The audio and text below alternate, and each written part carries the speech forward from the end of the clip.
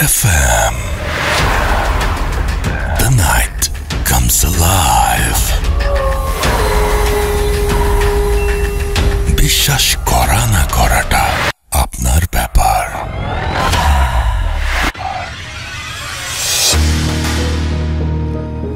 Welcome back. শুনছেন সবসময় radio ফুর্তের FM. আমি রাসেল আছি সাথে, এবং আমাদের সাথে আছেন আমাদের আজকের অতিথিরা। আপনাদের সবাইকে স্বাগত জানাচ্ছি ভূত এফএমে। ঠিক 1 মিনিট আগেই আমরা একটু আগেই ঢুকে পড়েছি আজকে, এবং আজকে ঈদের পরে আমাদের ফার্স্ট শো।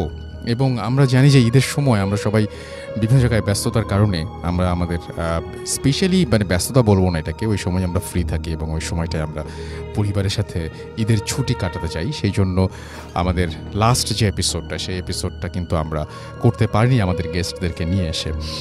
এবং আমরা কোনো স্পেশাল যে স্পেশাল কিছু প্রোগ্রাম ছিল আমাদের ঈদের, সেগুলো আমরা আপনাদের জন্য আমরা প্রচার করেছিলাম, এবং সেখানে আমাদের ভূত এফএম ছিল না। এবং যেটা হয় যে প্রতিবারই স্পেশাল এপিসোড করি পুরোনো এপিসোডগুলো দিয়ে, সেরকম কোনো কিছু আমরা করিনি।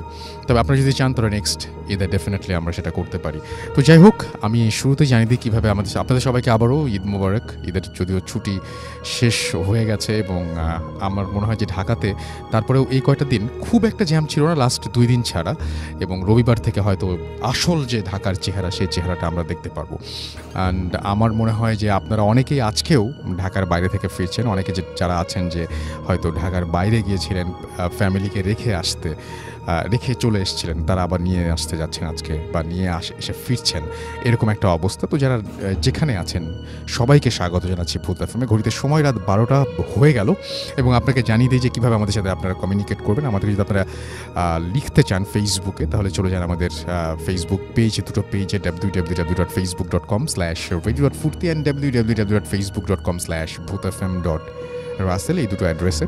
এবং সেই সাথে আপনি টুইটারের পেজও ভিজিট করতে পারেন, Russell_Bhuth FM, এখানে যে আপনি পেয়ে যাবেন। এবং আমাদেরকে যদি আপনারা ইমেইল পাঠাতে চান, তাহলে আমাদের ইমেইল অ্যাড্রেস হচ্ছে bhuthfm@radiofurti.fm, which is bhwtfm@radiofurti.fm। আপনার নাম, ঠিকানা এবং ফোন নাম্বার সহ আপনার জীবনে ঘটে যাওয়া সেরা ঘটনা লিখে পাঠাতে পারেন আমাকে। ঘটনার শুরুতে অবশ্যই উল্লেখ করতে হবে যে ঘটনাটি আপনি স্টুডিওতে এসে শেয়ার করতে চান, নাকি আপনি চান আপনার ঘটনা আমরা পড়ে শোনাই। যারা দেশের বাইরে রয়েছেন তারা সরাসরি অডিও ক্লিপ পাঠিয়ে দিতে পারেন, বা লিখেও পাঠাতে পারেন ঘটনাটি। তো যাই হোক, আজকে শুরু করতে চাই। আমাদের আজকের এই এপিসোডটাকে আমি বলতে পারি যে আফনান ভাই স্পেশাল একটা এপিসোড। অনেকদিন পরে ঈদের পরে তিনি এসছেন। ঈদের আগে একবার এসেছিলেন, এবং ঈদের পরে তিনি এসছেন, এবং তার কাছ থেকে আজকে যত বেশি ঘটনা শোনা যায় আমরা শুনবো। আমাদের দুজন অতিথি আজকে ঢাকার বাইরে থেকে আসতে পারেনি। একজন একটা অ্যাক্সিডেন্টের কারণে তিনি রংপুর থেকে আসতে পারেনি, আরেকজন ময়মনসিং থেকে আসতে পারেনি। তাদের দুজনকে ছাড়াই আমরা আজকে আমাদের ভূত এফএম শুরু করছি। তো যাই হোক, শুরুতে আমরা যেটা করব সেটা হচ্ছে আমাদের আজকের যে প্রথম ঘটনা, সেই ঘটনাটি আপনাদের পড়ে শোনাবো। আশা করছি যে এই ঘটনাটি আপনাদের ভালো লাগবে। তো যেভাবে লিখেছেন আমি সেভাবেই পড়ার ট্রাই করছি। হ্যালো রাসেল ভাই, আশা করি অনেক অনেক ভালো আছেন, কারণ আপনি সবসময় ভালোর দলে। আমি মোহাম্মদ সাব্বির হোসেন টিপু জাতীয় বিশ্ববিদ্যালয়ের অধীনে শেখ বুরহানুদ্দিন কলেজে অনার্স ফাইনাল ইয়ারে আমি পড়ছি। আমি ঢাকার খিলগাঁও মেরাদিয়া মধ্যপাড়াতে থাকি। আমাদের বাসায় 3 তলায় বেশ কয়েকটি মেস আছে। সেখানে আখতার নামে একটা ছেলে থাকে, যে আমাকে সবসময় মামা বলে ডাকে। তার সাথে আমার খুব ভালো সম্পর্ক। আজ কয়েকদিন আগে তার সাথে ঘটে যাওয়া একটি ঘটনা শেয়ার করব। এবারের 28 রোজার রাতে তার সাথে একটি অস্বাভাবিক ঘটনা ঘটে যায়। তার ভাষায় বলি, আমি আখতার।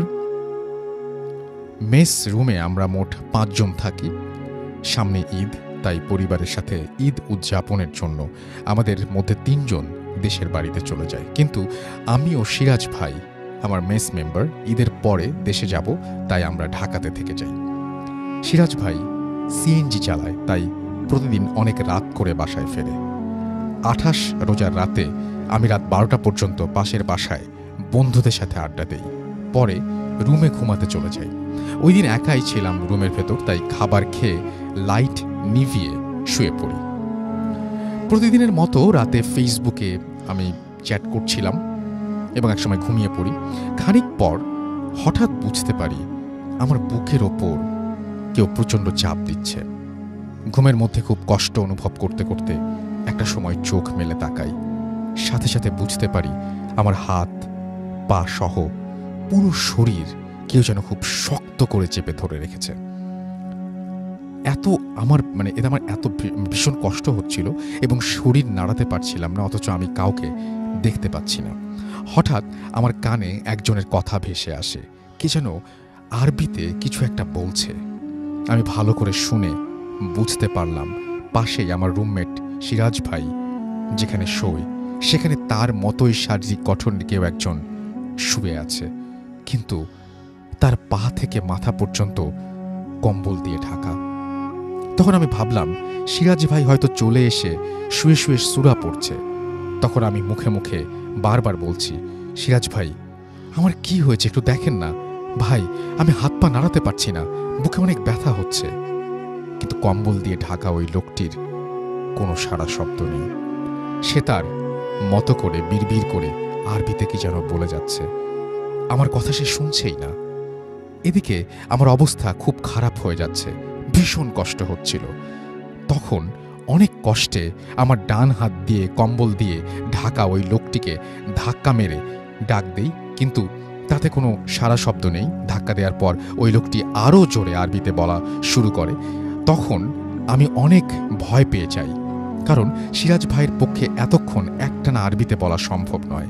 আমি মনে মনে বুঝতে পারি আমার সাথে খুব বাজে কিছু একটা ঘটতে চলেছে। তখন আমি মনে মনে আয়াতুল কুরসি পড়তে থাকি এবং বিছানা থেকে ওঠার চেষ্টা করতে থাকি, কিন্তু উঠতে পারছিলাম না। আমি বুঝতে পারছি কোনো এক অদৃশ্য শক্তি আমার হাত পা ধরে রেখেছে। তার সাথে শুয়ে থাকা লোকটি একা একা আরবিতে কি যেন বলে চলেছে। এভাবে কিছুক্ষণ থাকার পর একটা সময় আমি অদৃশ্য শক্তির থেকে নিজেকে মুক্ত করতে সক্ষম হই। আমি এক লাফ দিয়ে উঠে দৌড়ে রুম থেকে বাইরে চলে আসি। বাইরে আসার পর দেখতে পাই সিরাজ ভাই সিঁড়ি দিয়ে উঠছে। ওই মুহূর্তে তাকে হুট করে দেখে আরো ভয় পেয়ে যাই। সিরাজ ভাই এত রাতে আমাকে দেখে অবাক হয়ে যায়।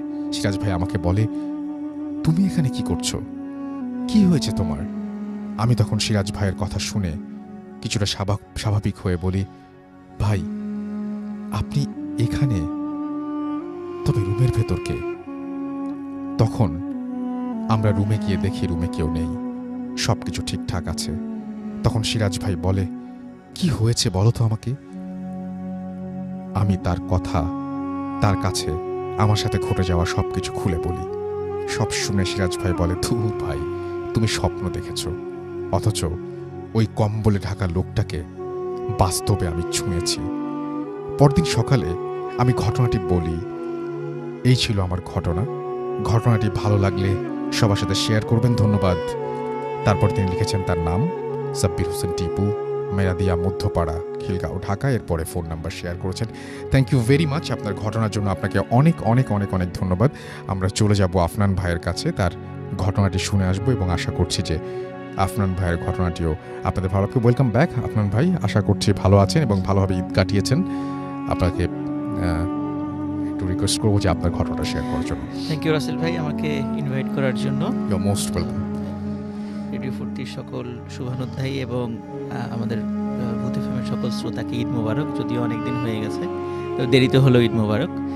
তো রাসেল ভাই আজকে সাধারণত দেখা যাচ্ছে যে মোটামুটি দুটো স্টোরি আমি সাধারণত বলি, তো আজকে চেষ্টা করব দুটো তো বলবো এবং বেশ কয়েকটা বলবো, এবং আজকে আমার নিজের এক্সপেরিয়েন্স আছে এমন কয়েকটা বিষয় আজকে বলবো ইনশাআল্লাহ।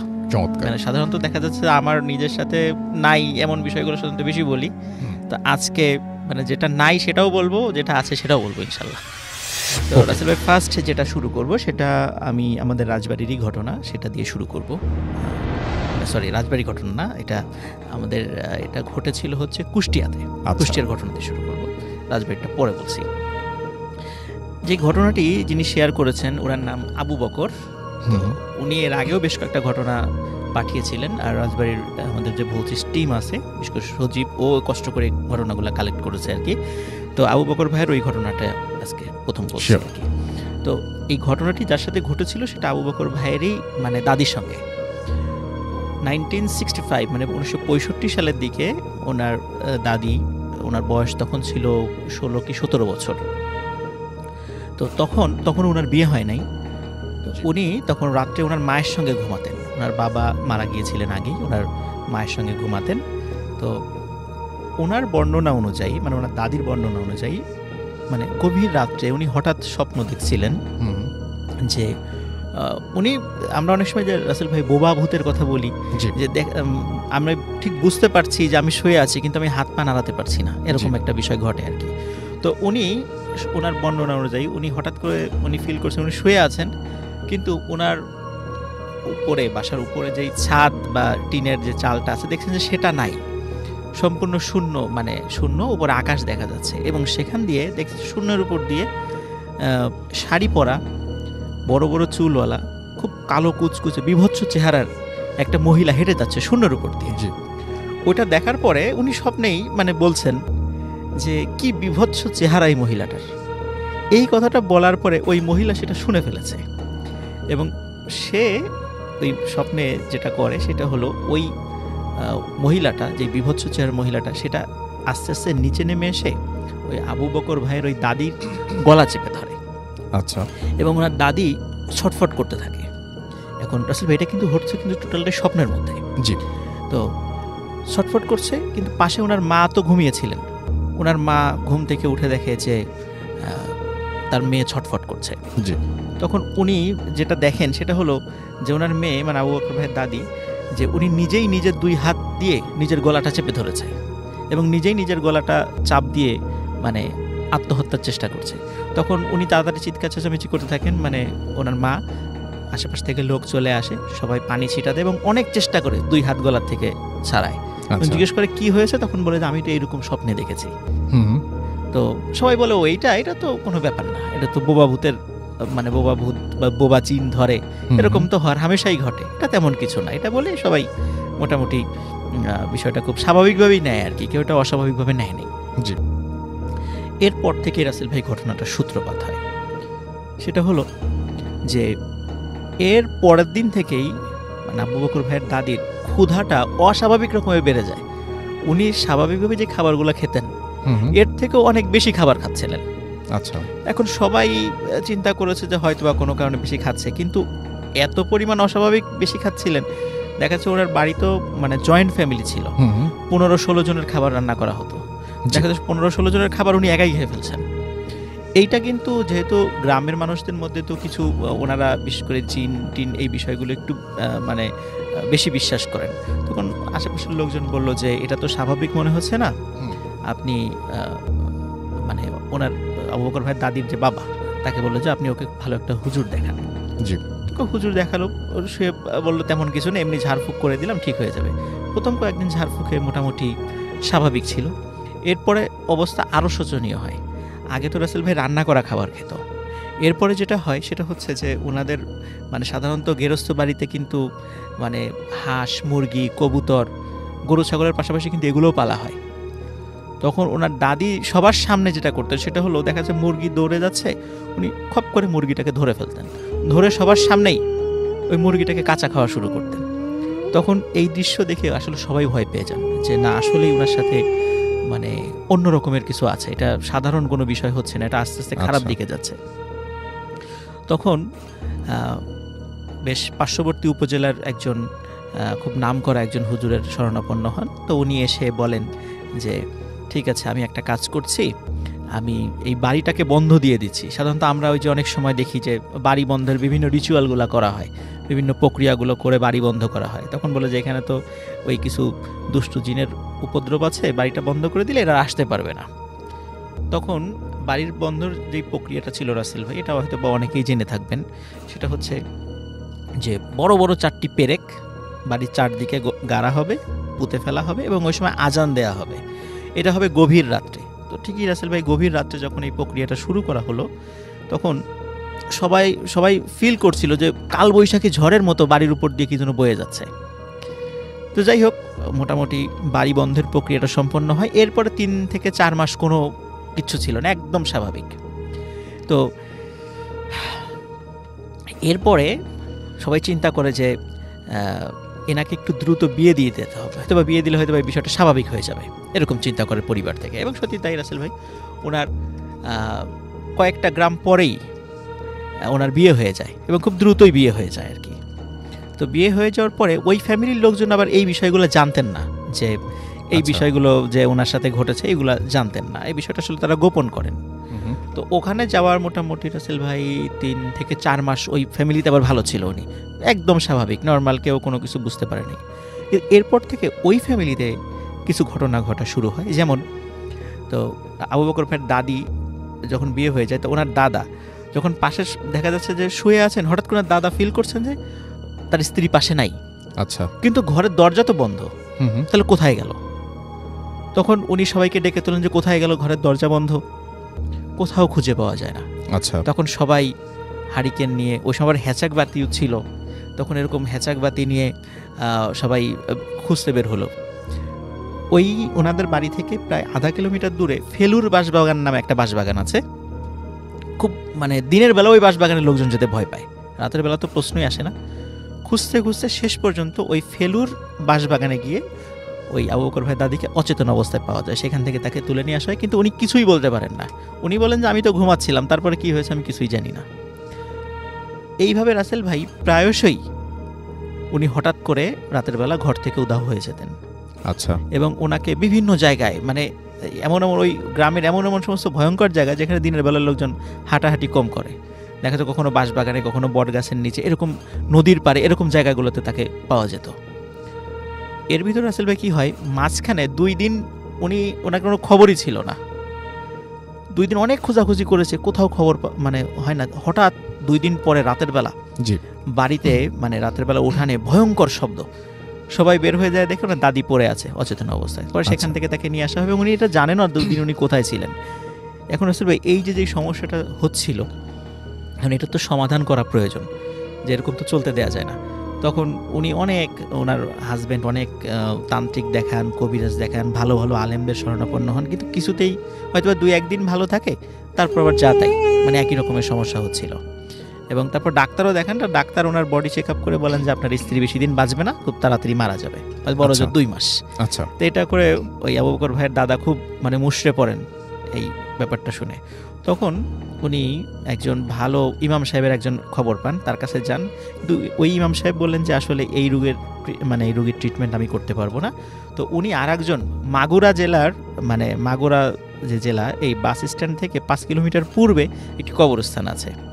তো ওই কবরস্থানের পাশে একটা মসজিদ আছে, ওই মসজিদের একজন ইমাম সাহেবের ঠিকানা দেন, যে ওইখানে যান, হয়তোবা উনি এই ট্রিটমেন্টটা করতে পারবেন। তো ওনারা সত্যি সেখানে যান। তো ইমাম সাহেবকে দেখে আসলে খুবই অবাক হন ওনারা। ইমাম সাহেবের বয়স মানে 20 বছরেরও কম, একদম ইয়াং একটা তরুণ বয়সের একটা ইমাম সাহেব। এখন ওনারা বলছেন যে এত বড় বড় তান্ত্রিক কবিরাজ দিয়ে কোনো কাজ হলো না, এই বাচ্চা একটা ছেলে, এর দিয়ে কি কাজ হবে? ওনারা খুবই মানে হতাশ হয়ে যান। তারপরও বলেন যে এই সমস্যা, কিন্তু ওই বাচ্চা যে ইমাম সাহেব, উনি এটা রাজি হন না কাজটা করতে, বলে যে না, এই কাজটা আমি আসলে করতে পারবো না, আপনারা চলে যান, এটা আমি করব না। আচ্ছা, কেন অত ব্যাখ্যা ট্যাখ্যা দেন নাই। তো ওনারা ফিরে যান, আর ওনারা অতটা গুরুত্ব দেন নাই যে আসলে করতে চাচ্ছে না, ঠিক আছে। কিন্তু যখন ফিরে যান আবার ওই আগের ইমাম সাহেবের কাছে, তখন বলে যে আপনারা ওনার কাছে আবার যান, এইটার যদি ট্রিটমেন্ট কেউ করতে পারে তাহলে এই পারবে, এবং গিয়ে করতে না চাইলে আমার পরিচয় দেবেন।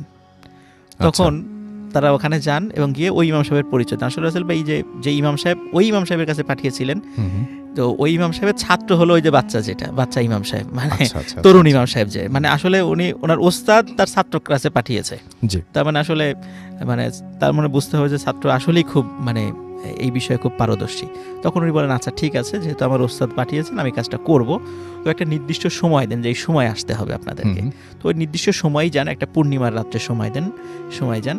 তখন উনি কী করেন, ওই ইমাম সাহেব একটি সাদা কাগজে আরবিতে অনেক লেখা লেখেন, লিখে বলেন যে আপনি কবরস্থানের পাশে দাঁড়িয়ে থাকবেন একা একা, আপনি গভীর রাত্রে হঠাৎ করে একটি গাড়ি আসতে দেখবেন, কিন্তু গাড়িটা দেখে মনে হবে ঘোড়ার গাড়ি, আসলে এটা ঘোড়ার গাড়ি না। এই ঘোড়ার জায়গায় দেখবেন বড় আকৃতির 2টা কুকুর আছে, মানে এই গাড়িটা টেনে আনে 2টা বড় আকৃতির কুকুর। তো আপনি এই গাড়িটার সামনে আসার পরে আপনি ভয় পাবেন না, আপনি সালাম দেবেন, দেখবেন যে ওখানে পালকিতে মানে গাড়ির পিছনে যে পালকির মতো একটা জায়গা আছে, মানে ওখানে কোনো একজন লোক বসা আছে, কিন্তু তাদের চেহারা দেখার আপনার দরকার নাই। আপনি ওখানে গিয়ে তাদেরকে সুন্দর করে একটা সালাম দিবেন। তখন সত্যি রাসেল ভাই গভীর রাত, উনি একা একা দাঁড়িয়ে আছেন। বেশ অনেকক্ষণ পরে সত্যি সত্যি ওই গাড়িটা চলেছে, কিন্তু ওই গাড়িটা দেখে উনি মারাত্মক ভয় পান, কারণ ভয়ঙ্কর আকৃতির দুটা কুকুর এবং গাড়ির সামনে আবার দুইটা লোক, মানে অনেক লম্বা দুটো লোক হেঁটে আসছিল। কিন্তু উনি দাঁড়িয়ে আছেন, ওই লম্বা লোক দুটো তাদের ওনাকে দেখে কিছু বলে নাই, কিন্তু গাড়ি যখন ওনার কাছাকাছি চলে আসে তখন উনি লম্বা করে একটা সালাম দেন। তখন হঠাৎ করে সব গাড়িটা দাঁড়িয়ে যায়, আর এক চুলো নড়ে না।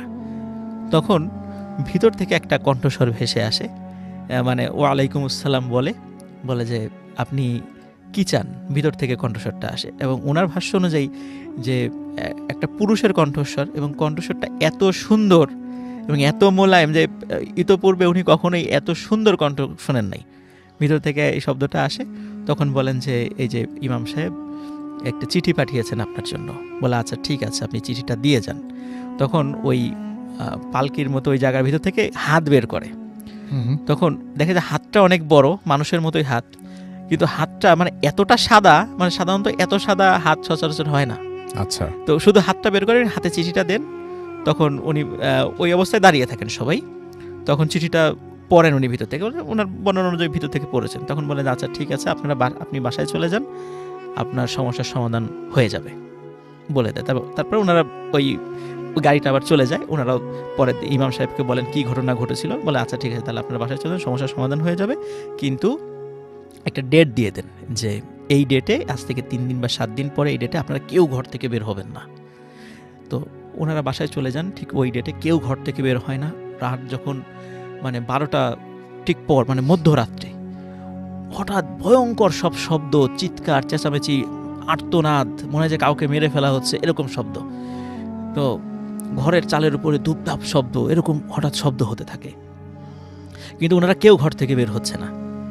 সকালবেলা রাসেল ভাই যখন ওনারা বের হন, তখন দেখেন যে 6টা কাক মানে আগুনে দগ্ধ অবস্থায়, মানে পুড়ে মারা গেছে, এরকম অবস্থা ওনার উঠানে পড়ে আছে। তো এরপর থেকে ওনার দাদি সম্পূর্ণরূপে সুস্থ হয়ে যান, এবং পরে খোঁজ নিয়ে জানতে পারেন যে ওই মানে গাড়ির বহরে যিনি যাচ্ছিলেন উনি হচ্ছেন জিনদের সর্দার ছিলেন। তো ওনার কাছে উনি ভালো জিন ছিলেন। ওনার কাছে যখন এই বিষয়টা বলা হয়, তখন ওনার বাড়িতে আসেন ওই নির্দিষ্ট দিনে। এসে দেখে যে ওখানে 6টা জিন থাকতো ওই বাড়িতে, এবং ওরাই এই আবু বকর ভাইয়ের দাদিকে উৎপাত করত।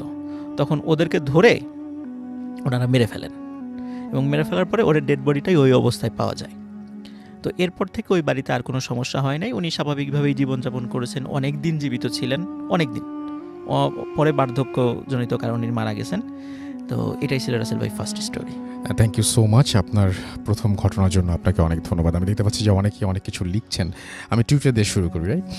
এখানে দেখতে পাচ্ছি যে আমাদের এখানে আছেন সুজন আহমেদ। হ্যালো রাসেল ভাই, চুয়াডাঙ্গা থেকে শুনছেন তিনি, এবং একা রুমের লাইট অফ করে দিয়ে শুনছেন তিনি। আজকের ভূত এফএমটা বেশ ভালো জমবে। প্রিন্স রাজ আমাদের কাছে লিখেছেন এটা।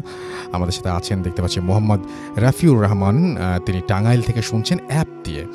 ওকে, আমাদের সাথে এমডি নাইম রেজা আছেন, এবং তিনি বলছেন যে তিনি আমাদের সঙ্গে এই মুহূর্তে আছেন। NY নিলয় আমাদের সঙ্গে আছেন, এবং আমাদের সঙ্গে আছেন তিনি যশোর থেকে। আমাদের সাথে বগুড়া থেকে, গাবতলী থেকে আছেন আমাদের সঙ্গে অনেকে। আমাদের সঙ্গে আছেন AB আফিসুর রহমান, এবং আচ্ছা মালদ্বীপের কি আয়নার স্টোরিটা কিন্তু আমরা অলরেডি কিন্তু আমরা এটা যা আপনাদের এখানে প্লে করে দিয়েছি, এবং মিরর যে স্টোরিটা ছিল সেটা অনেকের কাছে অনেক পছন্দের ছিল, এবং আপনারা যারা জানেন না তাদেরকে বলি যে এটা একটা হোটেলের একটা মিরর নিয়ে ঘটনা ছিল, মালদ্বীপেরই কোনো একটা হোটেলের।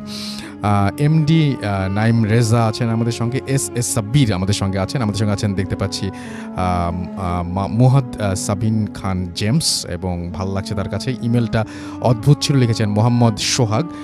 আমাদের সঙ্গে আছেন ইচ্ছে ঘড়ি, তিনি বলছেন যে আমি মালদ্বীপ থেকে অ্যাপ দিয়ে শুনছি আমি সব এপিসোড শুনি ফ্রাইডেতে, কখন রাত 11টা বাজবে, তার মানে 11টার সময় আপনাদের ওখানে শুরু হয়, রাইট? ওকে, ইরফান হাসান আমাদের সঙ্গে আছেন পাবনা থেকে, আমাদের সঙ্গে আছেন দেখতে পাচ্ছি এছাড়াও দুর্জয় রয় আমাদের সাথে আছেন, এছাড়াও দেখতে পাচ্ছি টি আর নিলয়, এবং অনেক কতদিন পর ভূত এফএম, অনেকদিন পরে শুনছেন তিনি।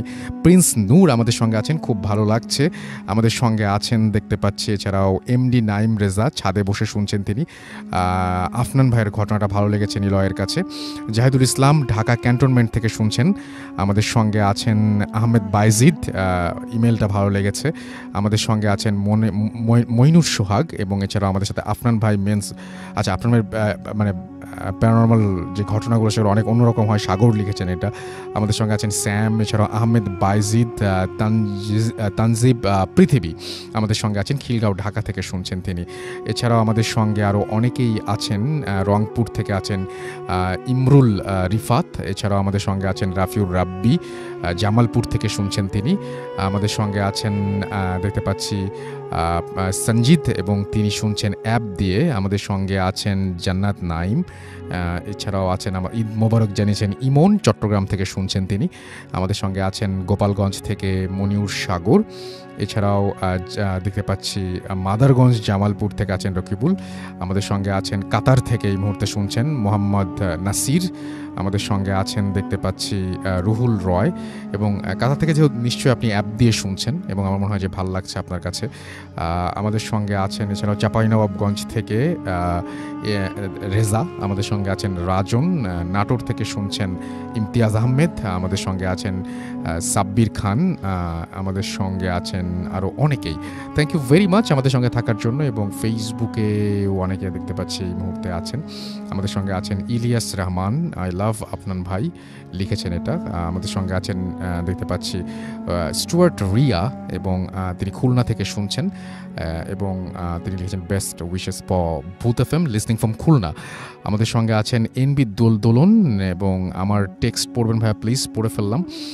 এমডি আরিফ আমাদের সঙ্গে আছেন আজকের, আচ্ছা তিনি লিসনিং ফ্রম রাজশাহী আছেন। প্রিন্স ফারহান, এমডি আলিফ একটু তার কাছে ভয় লাগছে বোধ হয়। আমাদের সঙ্গে শাওন চৌধুরী আছেন, তিনি লিখছেন যে আজকেও চলে আসলাম। তানহা আফরিন আশা আমাদের সঙ্গে আছেন, এবং তিনি খুলনা থেকে শুনছেন এই মুহূর্তে। এমডি ইফতি আমাদের সঙ্গে আছেন, আমাদের সঙ্গে আছেন দেখতে পাচ্ছি এছাড়াও মোহাম্মদ মুরাদ সহ আরও অনেকে। থ্যাংক ইউ ভেরি মাচ যারা আমাদের সাথে আছেন এবং শুনছেন আমাদেরকে। এবং অনেকেই লিখছেন যে আনোয়ার হোসেন মানিক যেরকম জানতে চেয়েছেন যেটা আসল পেজ কিনা, www.facebook.com/bhutfm.russell, এইখানে এসে যদি আপনি খোঁজ করেন তাহলে এই পেজ ছাড়া অন্য কোনো পেজে যাওয়ার কোনো চান্স নাই। আমাদের সঙ্গে আছেন দেখতে পাচ্ছি অপূর্ব খান জুয়েল, এবং তিনি ইন্ডিয়া থেকে শুনছেন, এবং তিনি আমাদের ইন্ডিয়ান ফ্যান সেটা লিখেছেন। থ্যাংক ইউ ভেরি মাচ আমাদের সাথে থাকার জন্য, এবং আপনারা প্রচুর আমাদেরকে ইমেল দেন, সেটার জন্য আপনাদেরকে অনেক অনেক অনেক অনেক ধন্যবাদ। চিলমারি কুড়িগ্রাম থেকে শুনছেন আবদুল্লাহ আরাফাত, এছাড়াও নোয়াখালী থেকে আছেন আমাদের সঙ্গে আছেন দেখতে পাচ্ছি বরিশাল মেডিকেল কলেজ থেকে শুনছেন এমডি মিরাজ হোসেন সহ আরও অনেকে। থ্যাংক ইউ ভেরি মাচ আমাদের সঙ্গে থাকার জন্য। ছোট্ট একটা বিরতি নিব, বিরতির পরে আবারও ফিরে আসবো, জাস্ট 30 সেকেন্ডের বিরতি, তারপর আবার ফিরে আসবো। তো আমাদের সঙ্গে থাকুন, stay tuned radio Foorti FM and do ফুর্তি। ভূত FM, the night comes alive. বিশ্বাস করা না করাটা আপনার ব্যাপার।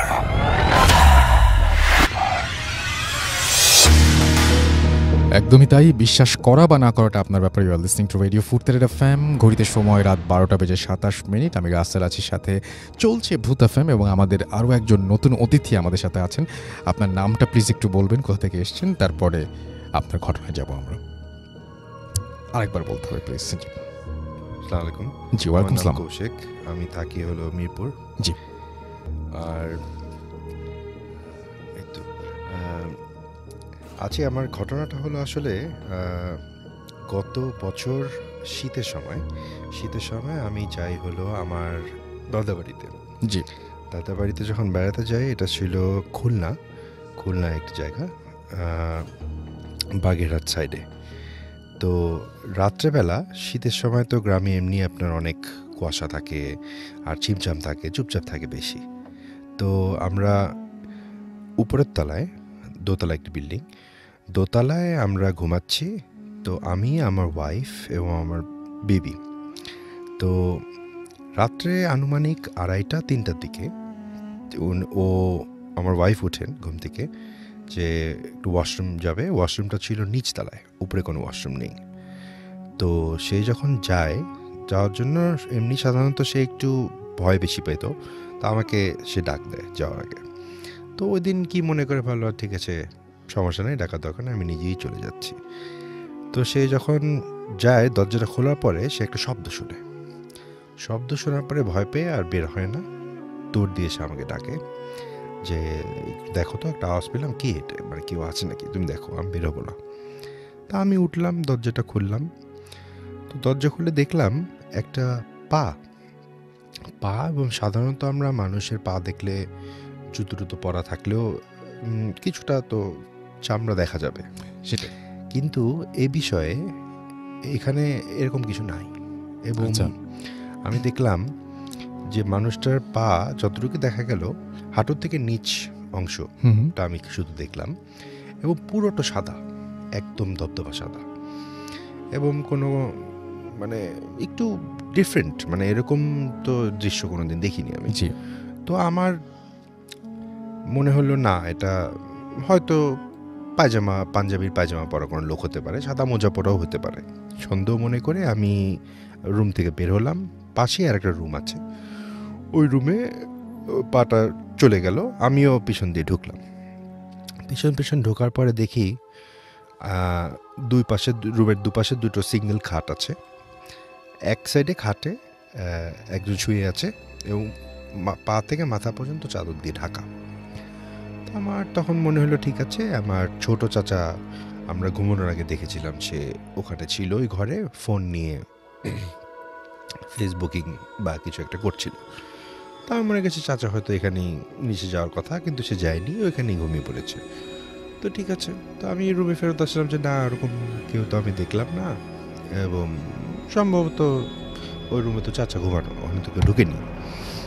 তো আমার বউয়ের প্রথম সন্দেহ ছিল যে এটা কোনো চোর নাকি। তো আমার তখন একটু সন্দেহ হয়েছিল যে এটা চোর না, এটা অস্বাভাবিক কিছু যেটা আমরা শুনে থাকি। তো আমি ওকে বললাম না ঠিক আছে তুমি ঘুমিয়ে পড়ো, এটা তেমন কিছু না। তারপরে ওকে নিয়ে আমি ওয়াশরুমে গেলাম। সকালবেলা আমি আমার চাচাকে যখন জিজ্ঞেস করলাম যে চাচা আমরা রাত্রে তো এরকম একটা ঘটনা ঘটলো, আপনি তো ওই রুমেই ছিলেন, আমি তো আপনাকে দেখলাম। তখন সে আমাকে বলল যে না, আমি তো রাত্রেবেলা ছিলাম রুমে সঠিক, কিন্তু এরপরে তো আমি নিচে চলে গিয়েছিলাম আমার পরিবারের সাথে সাথে। তখন একটু ভয় লাগলো যে তাহলে কি আমি অন্য কিছু দেখলাম। পরে আমার দাদি, উনি এখন আর নেই, তো উনি তখন এই ঘটনাটা শুনে উনি অপেক্ষা করলো যে আমার স্ত্রী আমার থেকে একটু দূরে যাক, তারপরে সে কথা বলবে। আচ্ছা, তারপরে আমাকে সে ডেকে নিল কিছুক্ষণ পরে, সুযোগ বুঝে গেলাম। তখন আমাকে সে বলে যে ও অনেক দিন ধরেই আছে, এবং তোর দাদা মারা যাওয়ার পর থেকে আমি প্রায়ই দেখি, কিন্তু সে ক্ষতিকর কিছু করে না, ক্ষতিটতি কিছু করে না, এমনি আছে, এটা তার বিশ্বাস। তো এইটার পরে মোটামুটি একটা ধারণা হলো যে ঠিক আছে, তাহলে আসলেই মনে হয় কেউ আছে। তারপরে ঢাকায় ফেরার পরে আমি আমার ওয়াইফকে বলি যে দাদির সাথে এই কথা হয়েছিল এবং চাচার সাথে এই কথা হয়েছিল। ও তো ভয়ে শেষ।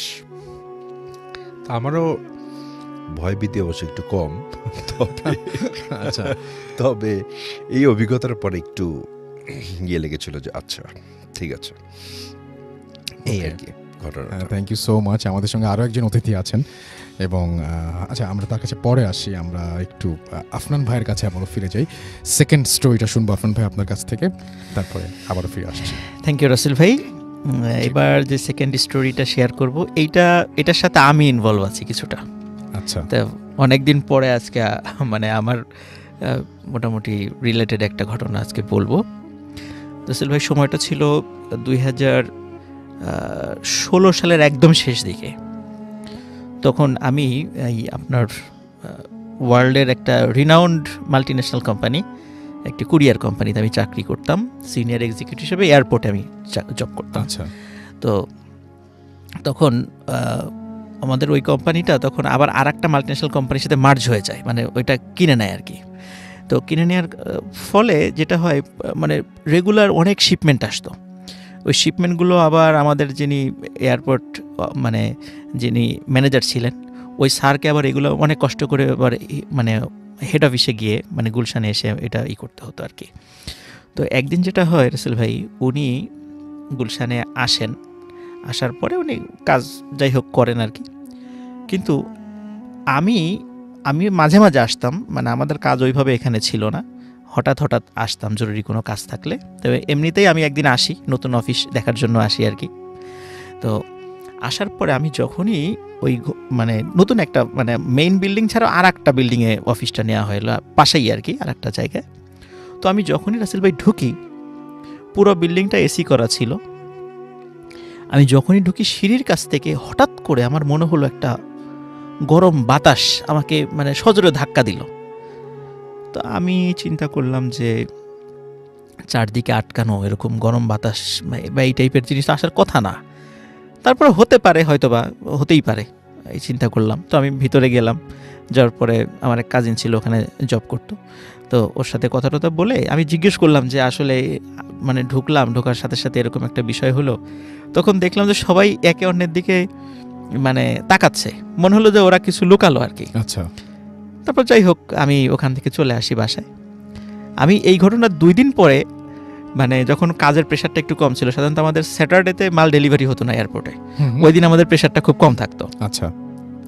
তো ওই দিন আমি আমার ম্যানেজার স্যারের সাথে ঘটনাটা শেয়ার করলাম যে স্যার এই তো ঘটনা, আমি তো গেলাম, যাওয়ার পরে মানে হঠাৎ করে এই একটা বিষয় আমার কাছে একটু খটকা লাগলো। মানে আমি এমনিতেই আসলে শেয়ার করেছি ওনার সাথে। আচ্ছা। তখন রাসেল ভাই উনি ওনার এক্সপিরিয়েন্সটা শেয়ার করেন। তো উনি বললেন যে মানে 2 days ago, মানে 2 দিন আগে উনি ওই বেশ কিছু ডকুমেন্টস নিয়ে হেড অফিসে যান। যাওয়ার পরে কাজ শেষ করতে করতে অনেক রাত হয়ে যায়। তখন নতুন যে অফিসটা ছিল সেটা উপরতলায়, মানে দোতলা বিশিষ্ট একটা, মানে বাড়িটাই ছিল 2 তলা বিশিষ্ট বাড়ি।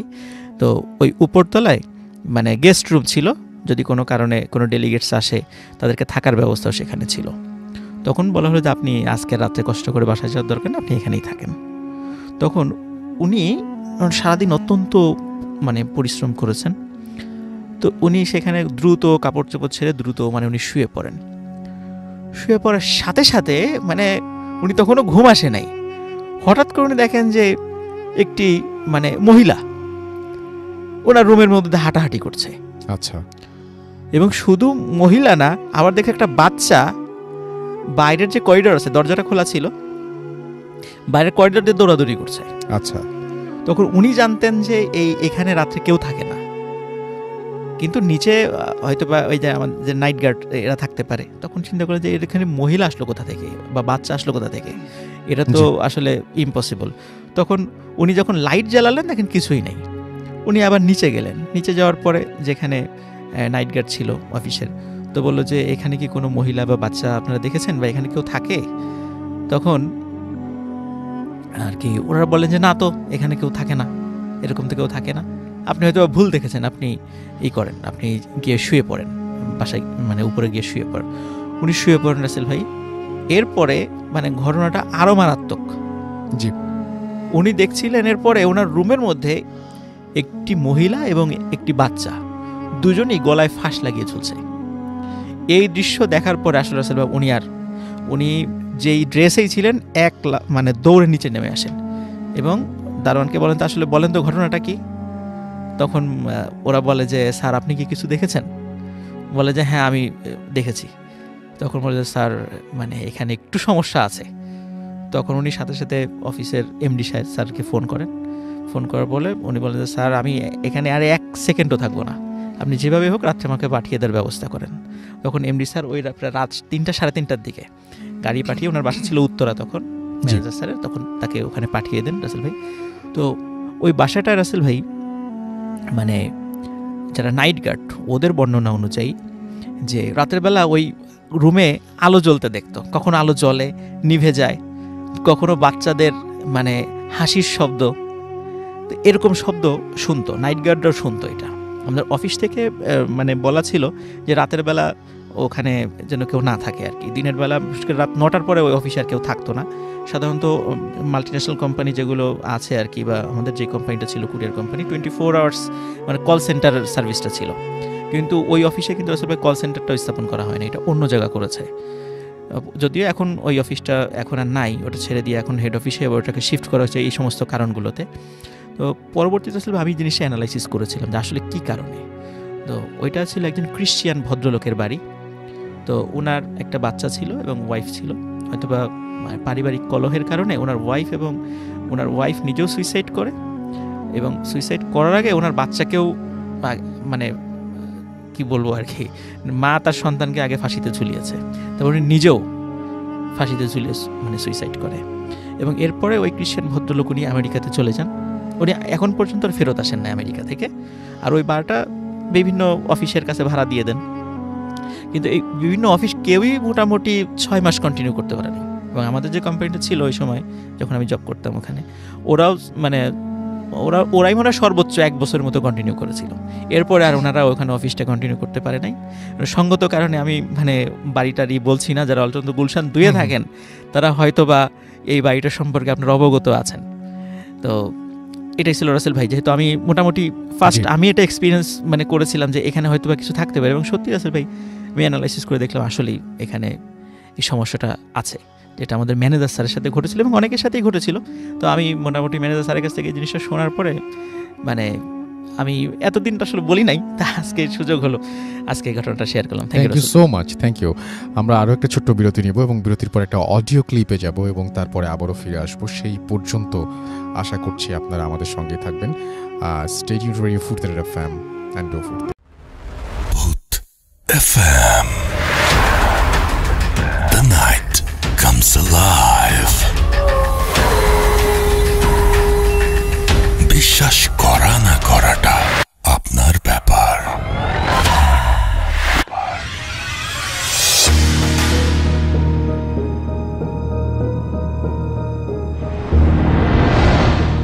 আসসালামু আলাইকুম রাসেল ভাই, আমার নাম আজহার, আমি বলছি কানাডা থেকে।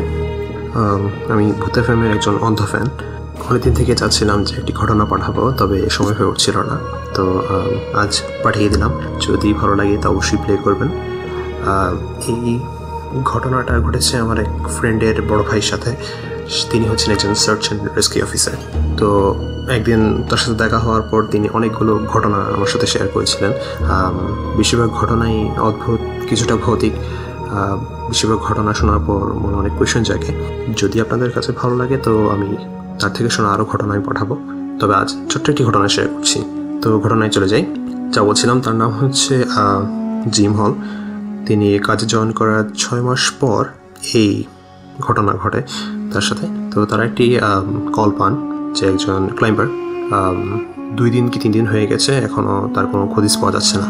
মানে এই সময়ের ভিতরে তার ফিরে আসার কথা, তবে আসেননি। তো যে জায়গায় এই ঘটনা ঘটে তারা সেখানে যান এবং তাদের টিম ঠিক করা হয় ক্লাইম্বিং করার জন্য।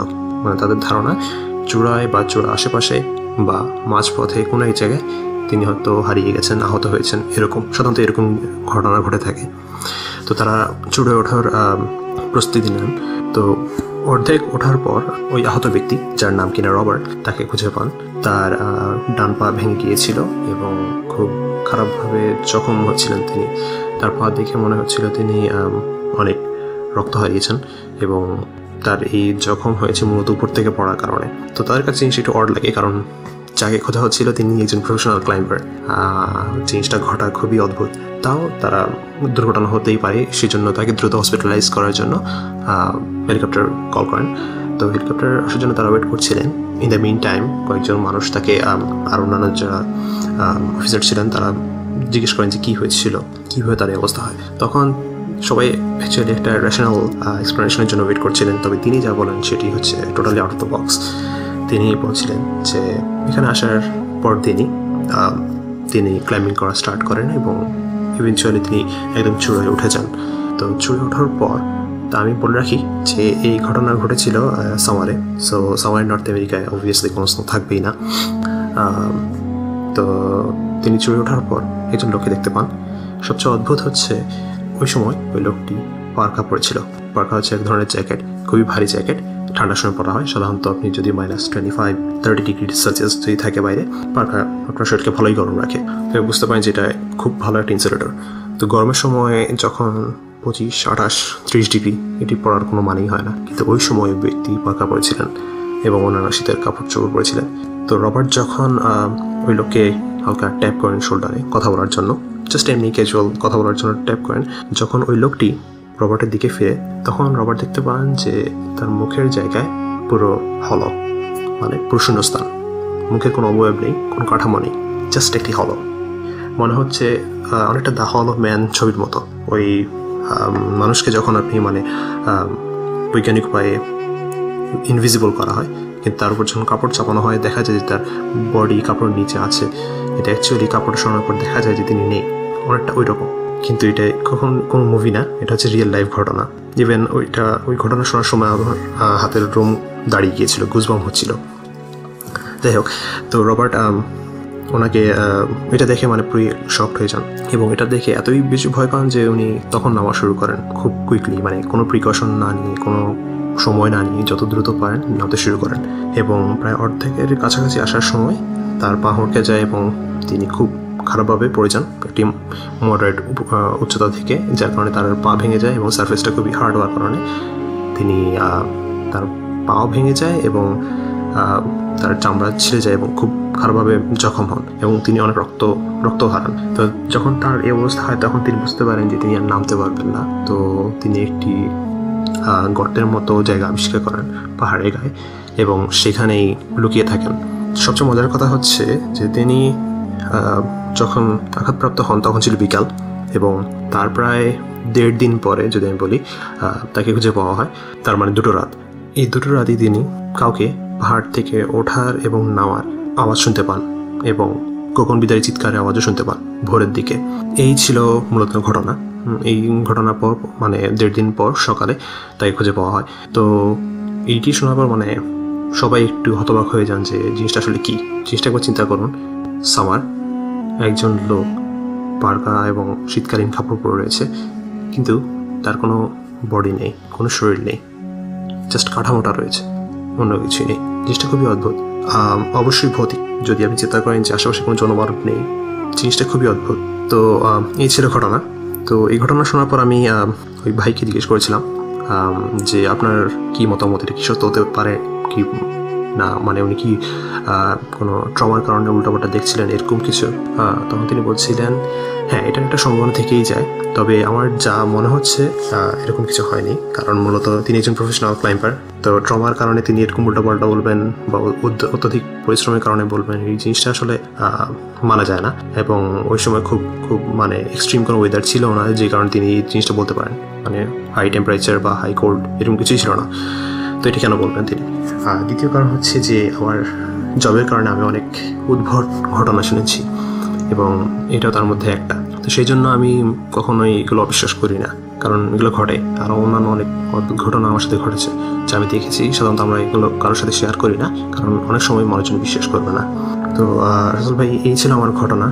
যদি ভালো লাগে অবশ্যই শেয়ার করবেন, আর ইভেন যদি লিসেনারদের ভালো লাগে তাহলে আমি ওনার কাছ থেকে শোনা আরও কিছু অদ্ভুত ঘটনা শেয়ার করব। তাহলে আজ এ পর্যন্তই, আল্লাহ হাফেজ। Face it. Radio Money Furti. Boot FM. The night comes alive. বিশ্বাস করা না করাটা আপনার ব্যাপার।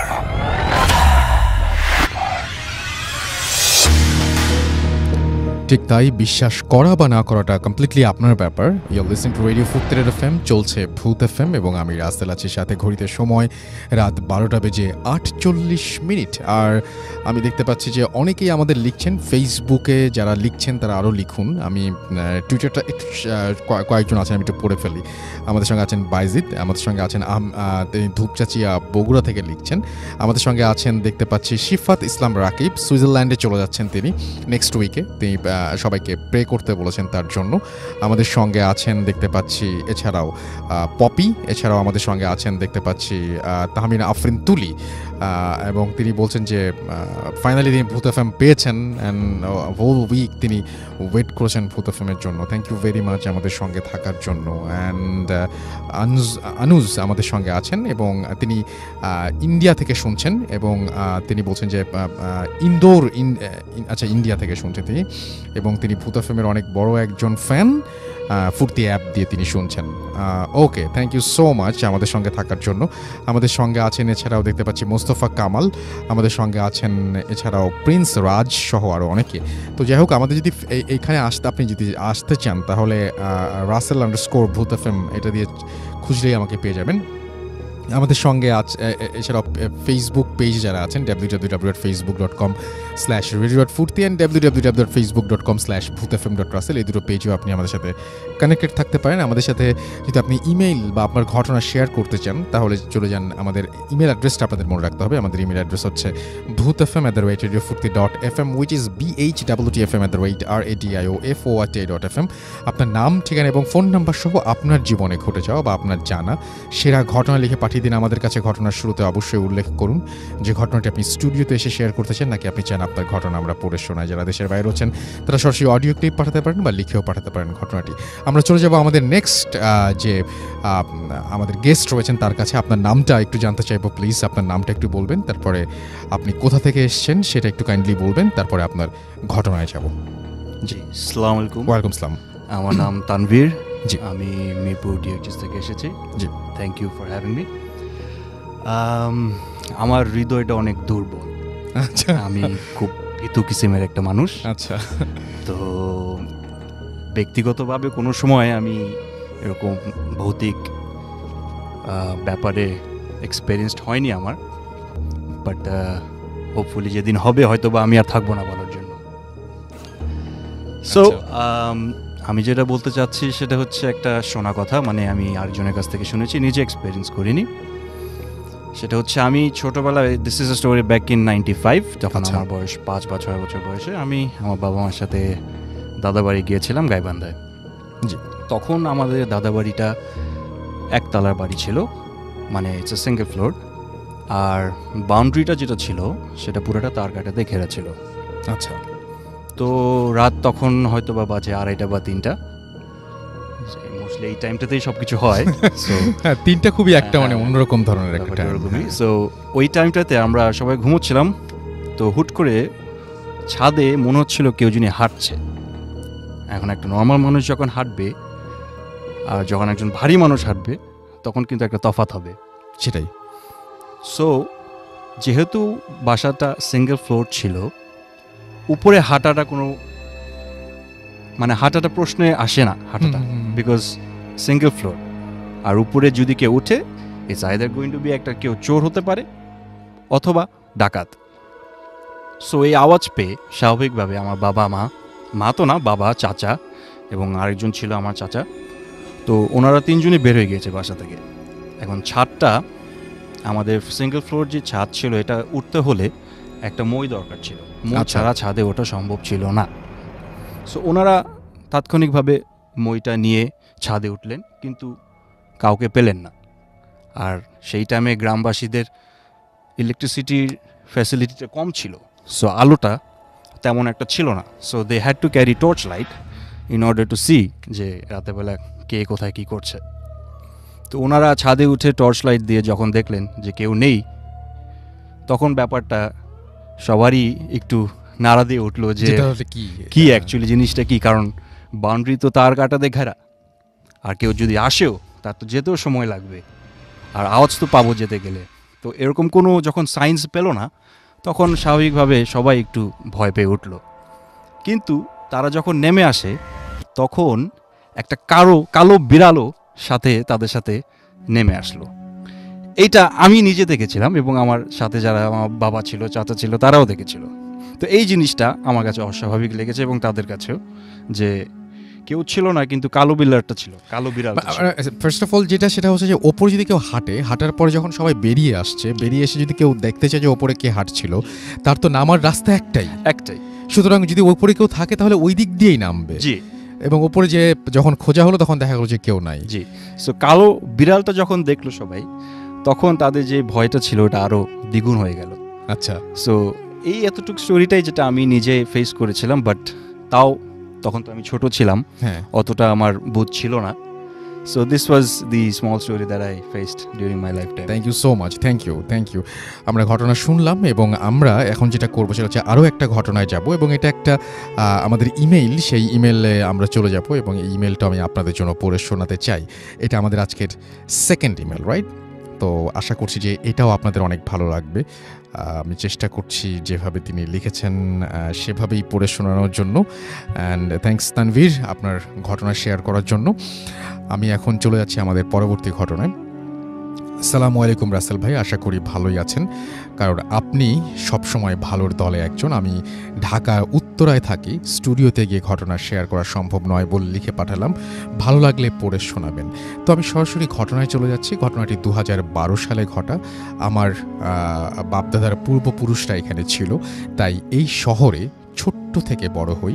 শুনেছি গ্রাম নাকি অনেক সুন্দর হয়, কিন্তু আফসোস আমার গ্রামের বাড়ি নেই। আমাদের বাসাটা 3 তলা, আমরা 3য় তলায় থাকি, বাকি 1ম ও 2য় তলা ভাড়া দিয়েছি। আমাদের 2য় তলায় একজন ভাড়াটিয়ার সাথে আমাদের খুব ভালো সম্পর্ক ছিল। তারা স্বামী স্ত্রী আর একটা 6 বছরের মেয়ে নিয়ে থাকত। তাদের গ্রামের বাড়ি ছিল টাঙ্গাইল। কোনো এক কারণে, আমি এলাকাটার নাম উল্লেখ করছি না, হঠাৎ তারা একদিন আমাকে বলল তারা তাদের গ্রামের বাড়ি যাবে, এবং আমাকে বলল তাদের সাথে আমি যাব কিনা। আমি জানতে চাইলাম কেন যাব না।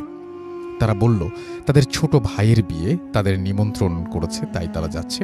আমি ভাবলাম গ্রাম ও গ্রামের মানুষের বিয়ে দুইটা একসাথে দেখা যাবে, তাই রাজি হয়ে গেলাম। তারপর যথাসময় তাদের সাথে রওনা দিলাম এবং খুব ভালোভাবেই সেখানে পৌঁছালাম। তারপর ফ্রেশ হয়ে দুপুরের খাবার খেয়ে একটু রেস্ট নিলাম। তারপর বিকেলবেলা ভাবলাম একটু ঘুরে দেখি এলাকাটা। যেই ভাবা সেই কাজ, বেরিয়ে পড়লাম ঘুরতে। গরমের সময় গ্রামটায় ঘুরতে বেশ ভালোই লাগছিল, তবে কিছুটা অবাক হচ্ছি, কারণ এলাকায় অনেকটা গাছ, একটা থেকে 2টা সাইনবোর্ড লাগানো, আর তাতে মানুষের নাম ও তারিখ লেখা। ভাবলাম হয়তো গাছগুলোর মালিকের নাম।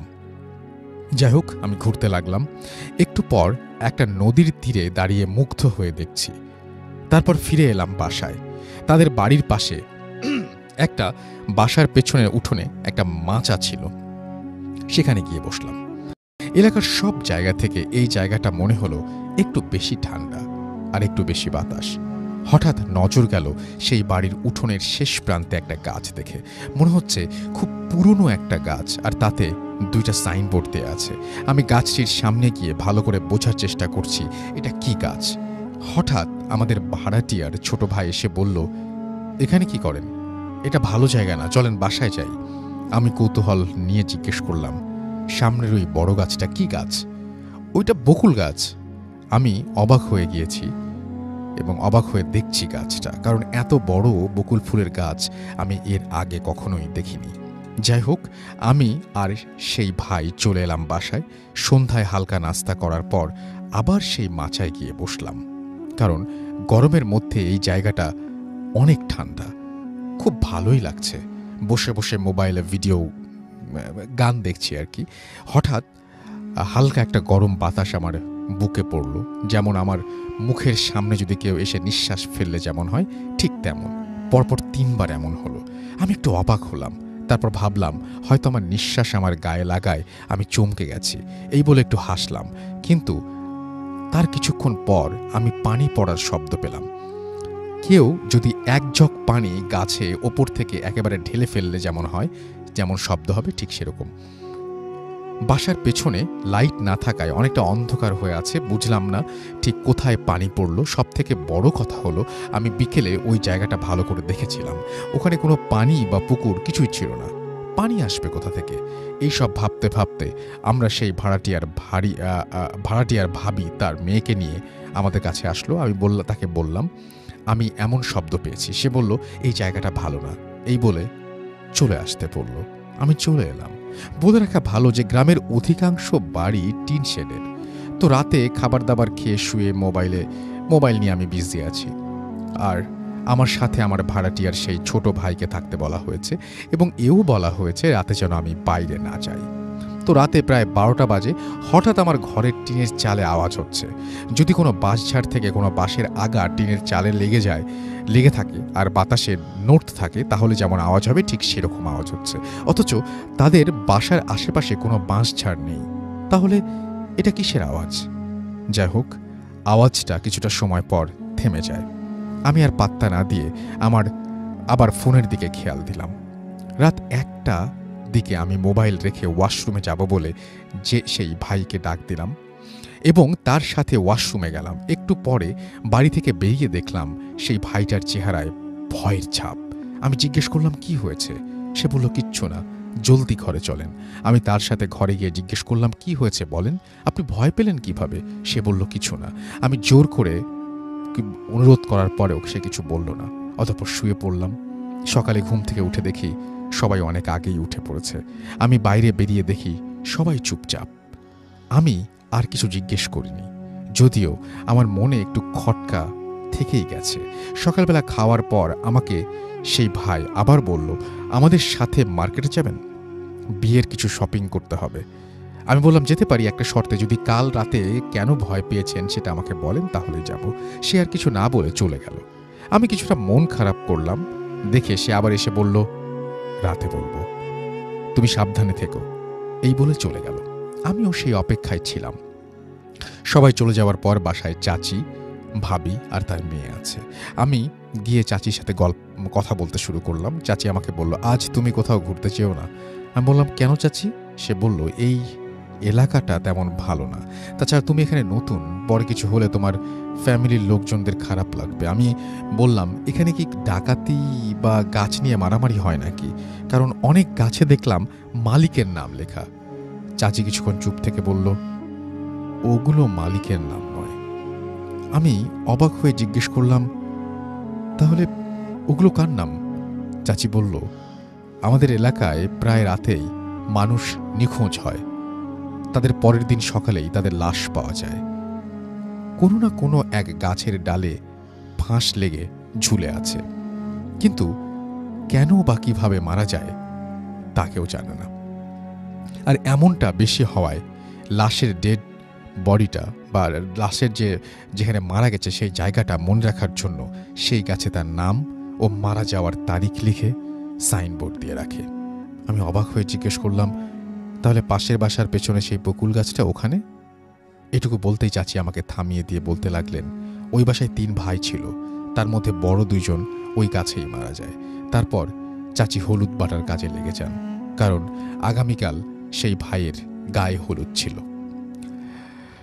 আমি এই কথাগুলো ভাবতে ভাবতে সেই বকুল গাছের কাছে যাই আর অবাক হয়ে দেখতে থাকি গাছটার দিকে। ভাবতে ভাবতে এতটাই গভীরে চলে যাই, মনে হচ্ছে লাশ 2টা ওখানেই ঝুলছে। আমি আন্দাজ করতে পারছি। হঠাৎ ওই বাড়িতে কল চাপার আওয়াজ শুনতে পাই। আমি আস্তে আস্তে সেই বাড়িতে ঢুকি, আর সেই বাড়িটা আন্টি দেখি যে কল চাপছে। আমি সালাম দিলাম। উনি আমাকে বললেন, আরে তুমি ওদের মেহমান তাই না? আমি বললাম জি, সম্মতি দিলাম। উনি বললেন, বসো। তো তুমি কি মনে করে আমাদের বাড়িতে? আমি বললাম, এমনি একটু হাঁটছি, আসলে চেয়েছিলাম একটু ঘুরবো, কিন্তু চাচি যেতে মানা করলো, বলল এলাকাটা ভালো না, তাই আপনার সাথে গল্প করতে আসলাম। তারপর আমি আন্টিকে আমতামতা করে বললাম, আন্টি আপনার বড় ছেলে মারা যায় কিভাবে? বলে আমি আন্টির দিকে তাকিয়ে বুঝলাম অনেক বড় ভুল একটা প্রশ্ন করে ফেলেছি। আন্টি কিছুক্ষণ আমার দিকে তাকিয়ে থেকে বলতে লাগলেন, আমি আন্টির কথা স্বরূপ লিখছি, জানি না কি থেকে কি হয়ে গেল। বিকেলে ছেলেটা আমার বাজারে গেল, আর ফিরে এলো না। রাতে অনেকক্ষণ অপেক্ষা করার পর অবশেষে ওর বাবাকে বলি ছেলের খোঁজ নিতে। তার বাবা তাড়াতাড়ি বাজারে গিয়ে তার বন্ধুর দোকানে গিয়ে তার ছেলের খোঁজ নেন, কিন্তু ওর বন্ধুরা বলল সে তো অনেক আগেই বাজার থেকে বাসার দিকে রওনা দিয়েছে, এখনো বাসায় যায় নাই। আঙ্কেল বললেন, না, তাই তো আমি বাজারে এলাম। তারপর তার বন্ধুরা মিলে অনেক খোঁজাখুঁজি করলো, কিন্তু পেল না। পরদিন সকালে তার লাশ ওই বকুল গাছে ঝুলন্ত অবস্থায় পাওয়া যায়। তারপর বাড়িতে শোকের ছায়া নেমে আসে। বিকেলে ছেলের দাফন কাফন করার পর সবাই ঘরে বসে আছে। হঠাৎ রাত 12টার পর বাড়ির পেছনে সেই বকুল গাছ থেকে কারো হাঁটার আওয়াজ পাওয়া যায়। মনে হয় কেউ এই দিকেই আসছে। একটু পর আওয়াজটা থেমে যায়। হঠাৎ ঘরের পেছন থেকে কেউ ভাঙা গলায় বলে, মা। এরপর আওয়াজ শুনে আন্টি শোয়া থেকে উঠে বসে কান খাড়া করে আবার শোনার চেষ্টা করে। একটু থেকে আবার সেই আওয়াজটা আসে, মা। এবার আন্টি বুঝতে পারে এটা তার ছেলের গলা। আন্টি কিছু না বুঝেই খাট থেকে নেমে ছেলের কাছে ছুটে যায়। ঠিক এমন সময় বাকিরা সবাই তাকে টেনে ধরে ফেলে। আন্টি ছেলের নাম ধরে ডাক দেওয়ার আগেই তার আন্টির মুখ চেপে ধরে আর কানের কাছে ফিসফিস করে বলে, ও তোমার ছেলে নয়, আমাদের ছেলে মারা গেছে। ঠিক এমন সময় আবার আওয়াজ এলো, মা। তারপর আমার মেজো ছেলে বলে, কে কে ওখানে? তারপর আর কোনো আওয়াজ আসে না। তারপর থেকে প্রায় রাতে তাদের ঘরের পেছনে কেউ এসে টিনে টোকা দেয়। আবার মাঝরাতে কারো হাঁটার আওয়াজ পাওয়া যায়। একদিন আমার মেজো ছেলে তার রাতে টয়লেটে যায় কাজ, এবং টয়লেট থেকে ফেরার সময় সে কৌতূহলে গিয়ে দেখতে চায় যে কে ওখানে। টিনের গেটটা হালকা ফাঁকা ছিল। সেখানে চোখ রেখে দেখতে পায় সাদা কাপড় পরা একজন ওখানে হাঁটছে। একটু ভালো করে দেখার জন্য গেটটা খুলে আর একটু ফাঁকা করতে গেলে টিন থেকে একটা আওয়াজ বের হয়। আবার সাথে সেই অবয়বটার দিকে তাকায় আর সে দেখতে পায় সেই অবয়বটা আর কেউ নয়, তার বড় ভাই। এইটুকু দেখে সে সেন্সলেস হয়ে যায়। যখন তার সেন্স আসে তখন তার ঘরে আবিষ্কার করে সে নিজেকে, আর তার পাশে তার বাবা মা ছোট ভাইকে দেখতে পায়। তারপর সে সেন্সলেস হওয়ার কারণ জানতে চাইলে রাতের সব ঘটনা খুলে বলে। তারপর সবাই চিন্তায় পড়ে যায়, যাকে কিছুদিন আগে কবর দিয়ে আসলাম সে কিভাবে বাড়ির পেছনে হাঁটাহাঁটি করবে। কেউ কেউ বলে এটা খারাপ জিন। তারপর তার কিছু আগে আন্টির মেজো ছেলে বন্ধুদের সাথে আড্ডা দিতে থাকে এবং ফিরে আসে না। অনেক খোঁজাখুঁজির পর তাকে পাওয়া যায়। সবার মাঝে সেই একই চিন্তা বিরাজ করে। পরদিন সকালে সবার চিন্তাকে সঠিক করে সেই লাশ বকুল গাছে পাওয়া যায়। আন্টি এইটুকু বলেই আঁচল দিয়ে মুখ মুছতে লাগলেন। আমি তার আর কিছু জিজ্ঞেস করতে পারলাম না। চলে এলাম বাসায়। রাতে খাওয়ার পর আমি সেই ভাইকে রাতের কথা জিজ্ঞেস করলে সে আমাকে বলে, আমি টয়লেটে ঢোকার পর সে এদিক ওদিক তাকাতেই দেখতে পায় আমাদের ঘরের পেছন দিক দিয়ে একটা সাদা অবয়ব সোজা সেই বকুল গাছের দিকে চলে যায় এবং বকুল গাছের নিচে যে মিলিয়ে যায়। এটা দেখে সে খুব ভয় পায়, আর সে ভালো করেই জানে বকুল গাছের নিচে রাতে কে হাঁটে। আমি তাকে রাতের সেই টিনের আওয়াজের কথা বললে সে বলে, আমরা প্রায় এমন আওয়াজ শুনি।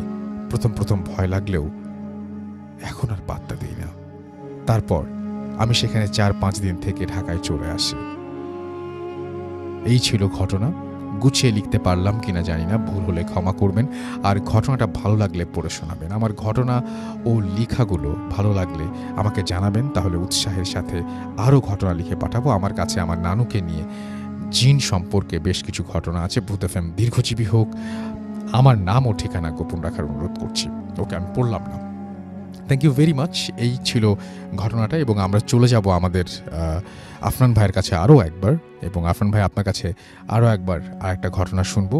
আশা করছি এই ঘটনাটি আপনাদের ভালো লাগবে। তবে তার আগে একটু আমি আসলে কিছু কমেন্ট না পড়লেই মুশকিল, আমি একটু পড়ে ফেলি। আমি দেখতে পাচ্ছি যেখানে অনেকে লিখছেন, এবং আমাদের সাথে আছেন এই মুহূর্তে কামরুল ইসলাম, আফনান ভাইয়ের ঘটনা ভালো লাগছে। নাইম ইসলাম নাইম, অনেক জোস স্টোরি। এমডি মেহেদি হাসান আমাদের সাথে আছেন নারায়ণগঞ্জ থেকে। নয়ন আমাদের সাথে আছেন, এবং তিনি শুনছেন আমাদেরকে এই মুহূর্তে। আমাদের সঙ্গে আছেন দেখতে পাচ্ছি এমডি ফখরুল ইসলাম মাহিন। এছাড়াও আছেন আমাদের সঙ্গে আকবর হোসেন, বংশাল থেকে শুনছেন তিনি। এমডি আউলাদ হুসাইন, অনেকদিন পর একটা ভালো ইমেইল শুনলাম, সত্যি কিনা বুঝতে পারছি না কিন্তু ভালো লাগলো। নিঃসঙ্গ পানকৌড়ি বলেন সেকেন্ড ইমেলটা অনেক ভয়ঙ্কর। মাহিন খান হৃদয় বলছেন খুব ভয় লাগছে। তানভীর ফারাবি আমাদের সঙ্গে আছেন, প্রিন্স শহীদুল আমাদের সঙ্গে আছেন, আমাদের সঙ্গে আছেন উসমান গনি, এছাড়াও জুবাইর আহমেদ রোমিও আমাদের সঙ্গে আছেন। সুপার হিট স্টোরি তিনি লিখেছেন, লিটন নাটোর থেকে লিখেছেন। দ্বিতীয় ইমেলটি অনেক ভয়ানক এবং রক্তহীন করা ছিল। তাহসান ইসলাম অনিল আমাদের সঙ্গে অলি আমাদের সঙ্গে আছেন, এবং আমাদের সঙ্গে আছেন দেখতে পাচ্ছি নাইম ইসলাম নাইম, আমাদের সঙ্গে আছেন দেখতে পাচ্ছি মাহিন খান হৃদয়, হাসিবুর রহমান দীপু আমাদের সঙ্গে আছেন, আমাদের সঙ্গে আছেন ইপন খান হৃদয়, এছাড়াও মোহাম্মদ সালমান খান আমাদের সঙ্গে আছেন, নাইভার ম্যান ইমন আমাদের সঙ্গে আছেন, আমাদের সঙ্গে আছেন দেখতে পাচ্ছি এছাড়াও প্রিন্স শহীদুল, আমাদের সঙ্গে আছেন লিটন, আহমেদ শাহিদ আমাদের সঙ্গে আছেন, বাইজিদ আমাদের সঙ্গে আছেন, মোসাদ্দাম হুসাইন আমাদের সঙ্গে আছেন, আমাদের সঙ্গে আছেন দেখতে পাচ্ছি দেব অয়ন, এছাড়া আমাদের সঙ্গে আছেন জাহিদুল খান, সঞ্জিদা সুমি, মাহিন হৃদয় সহ আরও অনেকে আমাদের সঙ্গে আছেন। থ্যাংক ইউ ভেরি মাচ আমাদের সঙ্গে থাকার জন্য। আমাদের যে রেডিও ফুর্তির যে পেজটা সেখানে অনেকে আছেন, এবং মোমো আমাদের সঙ্গে আছেন এবং বলছেন থ্যাংক ইউ ব্যাক করার জন্য। লাস্ট ফ্রাইডে তিনি মিস করেছেন সেটা তিনি বলছেন। শিশির আহমেদ আমাদের সাথে আছেন। ইমেলটা সত্যি অনেক ভয়ের ছিল ভাইয়া, শুনে ভয় লাগছে। খন্দকার এমডি আচ্ছা এটা শিশির আহমেদ লিখেছেন আমাদেরকে। খন্দকার এমডি আসিফ রোহান আমাদের সঙ্গে আছেন, আমাদের সঙ্গে আছেন মোহাম্মদ রকুনুজ্জামান, টাঙ্গাইল থেকে শুনছেন তিনি। PM মইনুল আমাদের সঙ্গে আছেন, আমাদের সঙ্গে আছেন তারানা তানজুম, এছাড়াও আমাদের সঙ্গে আছেন দেখতে পাচ্ছি মেহরাজ হোসাইন, এছাড়াও আছেন আমাদের সঙ্গে নাহিদ মাহমুদ সিয়াম, আরিয়ান সজীব আমাদের সঙ্গে আছেন, মুক্তার হুসাইন আমাদের সঙ্গে আছেন, ইকবাল নয়ন আছেন আমাদের সঙ্গে, হায়াত ইসলাম হৃদয় আমাদের সঙ্গে আছেন, আমাদের সঙ্গে আছেন দেখতে পাচ্ছি আরফিন ফাহিম, এছাড়াও আমাদের সঙ্গে আছেন দেখতে পাচ্ছি শৌকত আহমেদ সহ আরও অনেকে। আমরা চলে যাব আবারও আপনার ভাইয়ের কাছে। আপনার ভাই, চলুন আপনার তৃতীয় ঘটনাটা শুনে আসি। থ্যাংক ইউ রাসেল ভাই আমাকে আবার সুযোগ দেওয়ার জন্য। জি ভাইয়া, এখন যেটি শেয়ার করবো এটা আমাদের রাজবাড়ির ঘটনা। জি, তো ঘটনাটি আসলে অনেক আগে, প্রায় আমাদের মুক্তিযুদ্ধের আগের ঘটনা। তো যার সঙ্গে ঘটেছিল ওনার নাম ছিল হচ্ছে জলিল। উনি পেশায় এলো কসাই ছিলেন। আচ্ছা, মানে ওনার প্রফেশনটা ছিল কসাই। বয়স খুব বেশি ছিল না, তো বয়স 20 থেকে 25-এর মধ্যে ছিল বয়স। ওনার বাড়ি ছিল রাজবাড়ির সদর থানার অধীনেই উড়াকান্দা নামক একটা জায়গা আছে। এটা একদম নদীর পাড়ে আর কি, রাজবাড়ি একদম পাশে। তো রাজবাড়িটা পদ্মা নদীর পাশে অবস্থিত, বেশ একদম নদীর কাছাকাছি ওনার বাড়ি ছিল। উনি সাধারণত সন্ধ্যার পরে সাইকেল ছিল, সাইকেল চালিয়ে বাসায় চলে যেতেন। মানে এটা ছিল তার দৈনন্দিন মানে একটা কাজ আর কি। তো একদিন উনি কোনো কারণে বেশ কিছু কাজ শেষ করতে করতে দেরি হয়ে যেত, কারণ ওনাদের কাজটা ছিল রসুল ভাই ওই পরের দিন যেই পশুগুলো জবাই করা হবে সেগুলো একটু ম্যানেজ করে তারপর যেতেন আর কি। আচ্ছা, এই জন্য আবার কখনো কখনো এটা ম্যানেজ করতে একটু দেরি হয়ে যেত। তো ওই দিন কোনো কারণে একটু দেরি হয়ে যায়, উনি সাইকেল চালায় বাসার দিকে যাচ্ছিলেন। তো বাসার দিকে যাওয়ার সময় তো আমাদের ওই ওরাকান্দার যে রাস্তাটা আছে, যারা রাজবাড়ী জেলায় থাকবেন আছেন তারা জানেন, সেখানে দাঁতশি নামক একটা জায়গা পড়ে। দাঁতশি পার হয়ে ওরাকান্দা, এর মধ্যবর্তী জায়গাটা বেশ ফাঁকা, দুপাশে একদম ফাঁকা থাকে, এখনও ফাঁকা, এখনও মানে বেশ শুনশান জায়গা এটা। তো উনি যখন যাচ্ছিলেন তখন চাঁদের আলো, তো হঠাৎ করে দেখলেন রাস্তার পাশে একটি বিড়াল, এবং ওই বড় বিড়ালের সাথে ছোট ছোট বাচ্চা বিড়াল, মানে ওই এটা হলো মা বিড়াল, সাথে 4-5টা তার বাচ্চা আর কি। তো রাস্তার পাশে মানে খেলা করছে আর কি। জি, আসলে উনি যেহেতু মানে অনেক সময় দেখা যাচ্ছে যে আমরা ভাইয়া যখন রাস্তাতে যাই কোনো কারণ ছাড়াই, দেখা যায় একটা কুকুর যাচ্ছে, কুকুরকে আমরা একটা ঢেল মারি, অথবা আমরা কোনো বিড়ালকে আঘাত করি। এটা কিন্তু আমাদের অনেকেরই এই বদভ্যাসটা আছে। উনি যখন সাইকেল চালিয়ে যাচ্ছিলেন, তো ওনার মধ্যে হঠাৎ করে একটা মানে দুষ্টু চিন্তা মানে মাথায় চেপে বসে। উনি করলেন কি, সাইকেলটা হঠাৎ করে ওই যখন দেখলেন যে কাছাকাছি চলে আসছে, বিড়াল রাস্তা থেকে সরে না, তখন উনি ওই দুষ্টু চিন্তাটা মাথায় আসে, উনি করে কি সাইকেলটা বিড়ালের গায়ের উপর দিয়ে চালাইতেন। আচ্ছা, উনি মনে করছে এটা একটা ফান হিসাবেই নিয়েছেন আর কি। মানে স্বাভাবিকভাবে আমরা পশুদেরকে আঘাত করি, উনি ওইভাবেই একটা ফান মজা হিসাবে এটা নিয়েছেন আর কি। তো উনি যখন এই কাজটি করেন, একবার পিছন দিকে তাকান, তখন দেখলেন যে ওই বড় বিড়ালটা খুব ছটফট করছে। মানে একটা পশুকে যদি জবাই করে ফেলা হয় তখন দেখা যায় যদি যেমন ছটফট করে, লাফালাফি করে, বিড়ালটা ওইভাবে ছটফট করছে। তখন উনি একটু খুশি হন যে যাক, আঘাত দিতে পারছি, ভালো, রাস্তার পাশে থাকবেই কেন, এরকম একটা ভাব আর কি ওনার। তো উনি বাড়িতে চলে যান। তো এরপর রাসেল ভাই মানে যেটা হয় আর কি, এরপরই থেকে আসলে ঘটনাটা শুরু। আচ্ছা, তবে এই বিড়ালের সাথে কি ঘটনাটা ঘটেছিল সেটা আমি একটু বলে তারপর আমি মূল ঘটনাতে যাব। ওখানকার স্থানীয় যারা লোক যারা কৃষি কাজ করতো, জি। যখন ভোরবেলা তারা কৃষি কাজ করার জন্য এসেছে, তখন দেখে যে একটি বিড়াল এরকম মৃত অবস্থায় পড়ে আছে এবং 4-5টা বাচ্চা ওই বিড়ালের ডেড বডির পাশে বসে আচ্ছা। আছে। এখন যে লোকই মানে ওই বিড়ালটা রাস্তা থেকে সরাতে যায়, ওই বাচ্চাগুলো সরাতে দেয় না, মানে কিছুতে ওখান থেকে সরাতে দেবে না। আচ্ছা। তখন মানে ওরা বাচ্চাগুলো হয়তো বা বুঝতে পারছে এই ডেড বডিটা নিয়ে হয়তো বা ওরা কোথাও ফেলে দেবে, কিন্তু কোনো একজন ব্যক্তি ফজরের নামাজ পড়ে যখন আসছিলেন তখন দেখলেন এই অবস্থা, তখন বললেন যে এই বিড়ালটাকে এইভাবে ফেলে দেওয়া ঠিক হবে না, তো এটাকে আমরা দাফন করে দিই, মানে আচ্ছা। এমনি মাটিতে দাফন করে দিই। তখন উনি নামাজ পড়ে আসছিলেন, তখন অদ্ভুত ব্যাপার, উনি যখন ওই বিড়ালটার গায়ে হাত দিয়েছেন তখন ওই বাচ্চা বিড়ালগুলো কিচ্ছু বলেনি, এবং যখন ওই বিড়ালটাকে নিয়ে যাচ্ছিল বাচ্চা বিড়ালগুলো পিছনে পিছনে যাচ্ছিল। যখন গর্ত করে, মানে ওই সময় স্থানীয় যারা ওই সময় উপস্থিত ছিলেন তাদের বর্ণনা অনুযায়ী যখন গর্ত করে বিড়ালটাকে মাটিতে পুঁতে দেওয়া হলো, তখন ওই বাচ্চা বিড়ালগুলো ওই মা বিড়ালের কবরের উপরে, মানে বিড়ালের যে কান্নাটা আর কি, সে মানে এটা খুব হৃদয় বিদারক একটা দৃশ্য ছিল। তো যাই হোক রাসেল ভাই, এরপরে কিন্তু ওই বাচ্চা বিড়াল মানে কয়েকদিন দেখা গিয়েছিল যে ওই মা বিড়ালের ওই কবরের কাছে এসে কান্নাকাটি করতে বা ওখানে, এরপর থেকে আর কখনো ওই বাচ্চা বিড়ালগুলোকে আর দেখা যায় নাই। আচ্ছা। এরপরে রাসেল ভাই যেটা হয় সেটা হচ্ছে যে ওই যেই জলিল যার কথা বললাম, যিনি ওই সাইকেলটা চালিয়ে দিয়েছেন, তার উপরে ওনার স্ত্রী আবার সন্তান সম্ভব ছিলেন। আচ্ছা।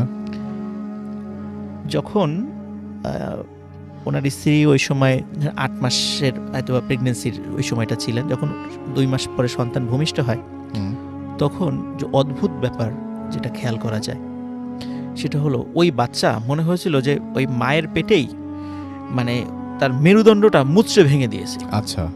এবং মৃত অবস্থায় সন্তান প্রসব হয়। তো এটা বলে যে এইভাবে তো হওয়ার কথা না, সবাই বলে যে এতদিনের যারা ওখানে ধাত্রী যারা ছিলেন বলে যে আমরা তো কখনো এরকম দেখি নাই, তারপরে হতেই পারে, কোনো কারণে হতেই পারে, হয়তোবা উনি আঘাত পেয়েছিলেন বা পড়ে গিয়েছিলেন, বলে যে এই কারণে হয়তোবা হতে পারে। আচ্ছা। তো এখানে এই বিষয়টা সবাই মোটামুটি শুরুর দিকে স্বাভাবিকভাবে নিয়েছিলেন। আর আসলে উনি ওই যে বিড়ালের গায়ের উপর দিয়ে চালিয়ে দিয়েছিলেন এটা কিন্তু কাউকে বলেন নাই, কারণ এটা উনি এতটাই স্বাভাবিকভাবে নিয়েছেন যে এটা কাউকে বলার উনি প্রয়োজন মনে করেন নাই। আচ্ছা। এরপর থেকে রাসেল ভাই ওনার বাসায় কিছু অদ্ভুত ঘটনা ঘটতে থাকে। সেটা হলো মানে দিনের বেলা হোক বা রাতের বেলা হোক কিছু বিড়ালের উপদ্রব শুরু হয় ওনার বাড়িতে। আচ্ছা। তো বিড়ালগুলো কিছু খায়ও না, কাউকে ক্ষতিও করে না, শুধু বাসার আশেপাশে যে ঘোরাঘুরি করে। আচ্ছা। এবং ওদের খাবার দিলেও কিছু খায় না এবং কাউকে মানে অ্যাটাকও করে না। তো ওরা এটাও বিষয়টাকে আসলে স্বাভাবিকভাবে নিয়েছে বাড়ির সদস্যরা, এটা হতেই পারে, অনেক সময় এরকম বিড়াল টিড়াল আসে। কিন্তু দেখা যাচ্ছে কিছুদিন পর মানে বিড়ালের আনাগোনাটাও একটু বেশি হয়ে যাচ্ছে। প্রথম দিকে 2-3টা ছিল, পরে 4-5টা, তারপর 10টা, 12টা, 16টা, 20টা, এরকম করে আস্তে আস্তে মানে বাড়ছে। মানে বিড়ালটা এমন একটা অবস্থা যে বাড়ির চারদিকে বিড়ালগুলো থাকে কিন্তু বাড়ির কাউকে ক্ষতিও করে না, কিন্তু মানে খুবই একটা অদ্ভুত ব্যাপার যে এত বিড়াল ওই বাড়িতে কোথা থেকে আসছে। এর মধ্যে রাসেল ভাই একদিন মানে ওই জলিল যিনি, উনি রাতের বেলা, কারণ গ্রামের বাড়িগুলোতে সাধারণত ওয়াশরুমগুলো বাইরে থাকে, তো উনি রাতের বেলা ওয়াশরুমের জন্য বাইরে বের হন। সময়টা ছিল তখন শীতকাল। তো উনি হাতে একটা হারিকেন ছিল। আচ্ছা। তো হারিকেনটা নিয়ে বের হন। বের হওয়ার পর তো উনি মানে খেয়াল করছিলেন হারিকেনের আলোটার যে রেঞ্জ, যতটুকু আলো, ওই আলোটার ওই পাশে অসংখ্য বিড়ালের মতো মানে চোখ জ্বলছে, মানে দুটো চোখ, আমরা দেখি রাতের বেলা কুকুর বা বিড়ালের চোখ জ্বলে, মানে অসংখ্য এরকম চোখ চতুর্দিকে। আচ্ছা। কিন্তু আলোটার কাছে আসতে পারছে না, মানে আলোর মধ্যে আসছে না, আলোটার ওই পাশে আছে। তখন উনি চিন্তা করছেন হয়তো ভাই বিড়ালগুলো হবে, কিন্তু উনি ভয় পান ওই সময় একটু। আচ্ছা। যে এতগুলো কেন, এটা কি অন্য কিছু? তখন উনি যেটা করেন সেটা হলো যে ওয়াশরুমে যাওয়াটা একটু দেরি করে উনি হারিকেনটা নিয়েই ওই বিড়ালগুলোকে তাড়া করা শুরু করেন। আচ্ছা। তখন তাড়া করার পরে দেখে সবগুলো চলে গেছে। তখন উনি যখন আবার ওয়াশরুমে যাবেন তখন দেখেন যে আগের থেকেও দ্বিগুণ পরিমাণ বিড়াল চতুর্দিকে। আচ্ছা। তখন উনি চিন্তা করেন মনে হয় যে দিনের বেলা মানে এগুলা গিয়ে আরগুলোকে ডেকে নিয়ে আসছে, উনি এটা মনে করেন। উনি আবার সেগুলোকেও তাড়িয়ে দেন। তখন মনে হলো যেগুলো তাড়িয়েছে তার থেকেও আরও দ্বিগুণ পরিমাণ বিড়াল চলে আসছে এখানে। এবং ওই আলোর ভিতরে তার আসতে পারছে না। আচ্ছা, তখন উনি চিন্তা করেন এটা মোটেও স্বাভাবিক বিষয় নয়। তখন উনি যেটা করেন সেটা হলো যে তখন উনি ওনার ঘরের দিকে যেতে থাকেন।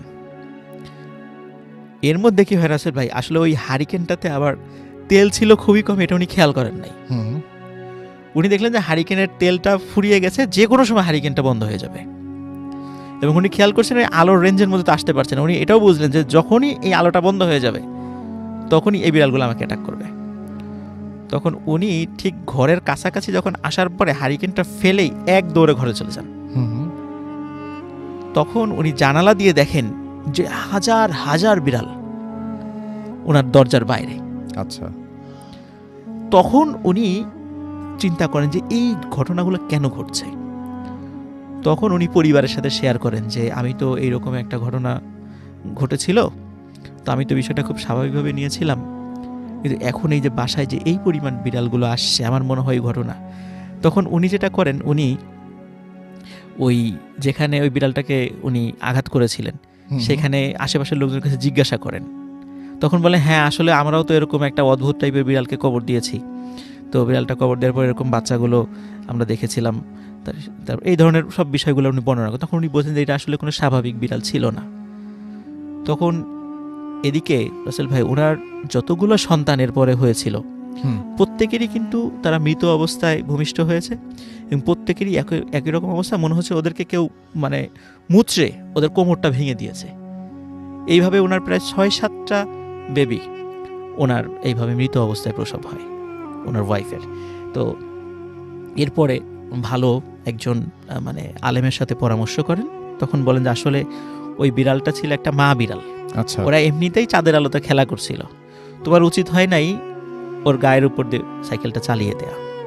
তখন যেহেতু তুমি এটা অন্যায় করেছো, তো এটার পানিশমেন্ট হিসেবে এটা হচ্ছে, তো এটার সমাধান হলো যে আল্লাহর কাছে দোয়া করো, কারণ যেহেতু হত্যার বদলে হত্যা, ওরা জিনরা এটাই বিশ্বাস করে।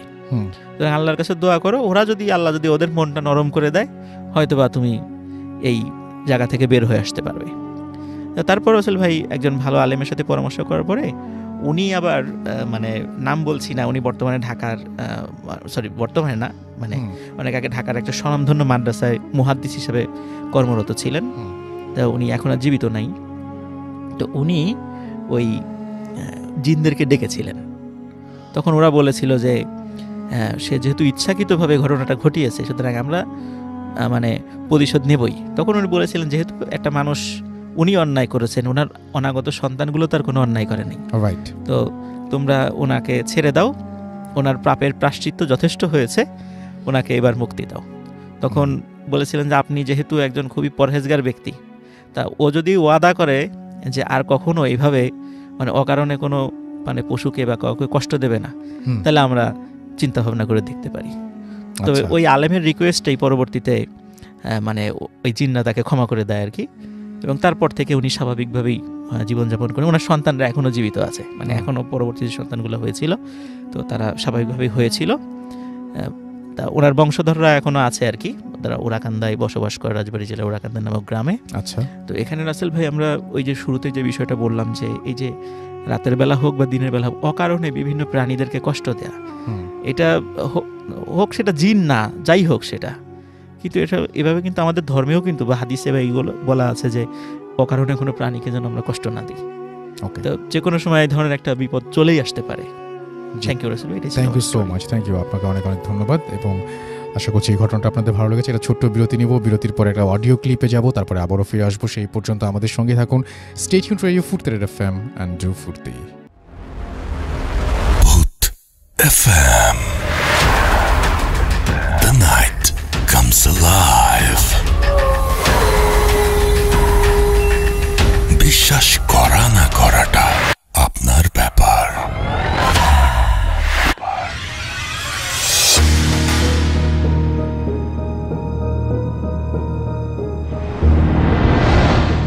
আসসালামু আলাইকুম রাসেল ভাই।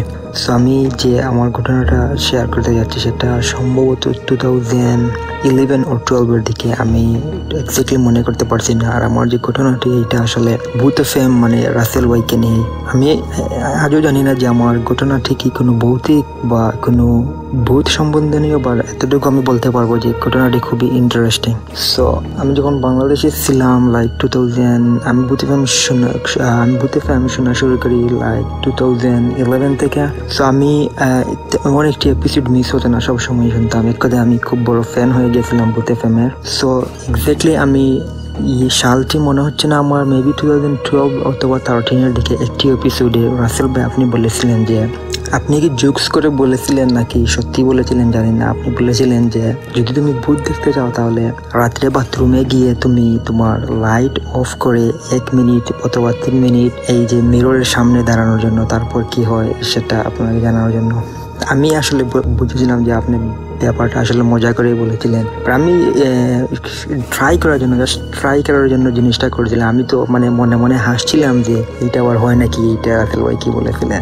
আমি এক্স্যাক্টলি যখন ট্রাই করলাম তখন লাইক যখন আমি বাথরুমের লাইটটি অফ করলাম, and then I was standing like 1 minute, not even 1 minute, it was like 30 seconds. Then what happened that তখন কি হয়েছিল যে আমি আসলে এটা কল্পনাই করতে পারছিলাম না যে এটা কি সত্যি আমার সাথে ঘটেছিল। আর আমি এখনো এক্স্যাক্টলি আমার ফেসটা আমার মনে আছে যে আমি দেখলাম যে হঠাৎ করে একটা মানে আমরা গ্রামের লোকজন যাকে পাগল বলি, মানে একটা লোক বলি পাগল, লাইক বস্তা টাইপের কিছু একটা পাড়াছিরা কাপড় পিনদে আবার পরে, ওরকম একটা লোক আমাকে বো সামথিং এরকম মানে জানলার ভিতরে থেকে মানে exactly soundless, like he didn't do it like sound, but he was just booed me, and then I was really scared, and then what I did, I ran away to my room. So আমি তখন এত ভয় পেয়েছিলাম যে আমি এক দৌড় দিয়ে আমার রুমে যাই। তারপর আমি রুমে গিয়ে আমার লাইট অফ করে কি করি, তখন সম্ভবত কোনো একটা ম্যাচ হচ্ছিল, লাইক ক্রিকেট ম্যাচ অথবা সাকার ম্যাচ। তখন আমি লাইক ব্যাপারটা ভুলে যাই। তারপর আমি ওই যে ম্যাচটা দেখতে শুরু করি, সম্ভবত বাংলাদেশের ম্যাচ ছিল অথবা কোনো একটা সাকার ম্যাচ ছিল। তারপর আমি ব্যাপারটা সম্পূর্ণ ভুলে যাই। তারপর কি হয়, তখন আমি আমার নিয়ম মাফিক আমি ঘুমিয়ে পড়ি লাইক ঘড়ি 12টা 1টা অথবা 2টার দিকে।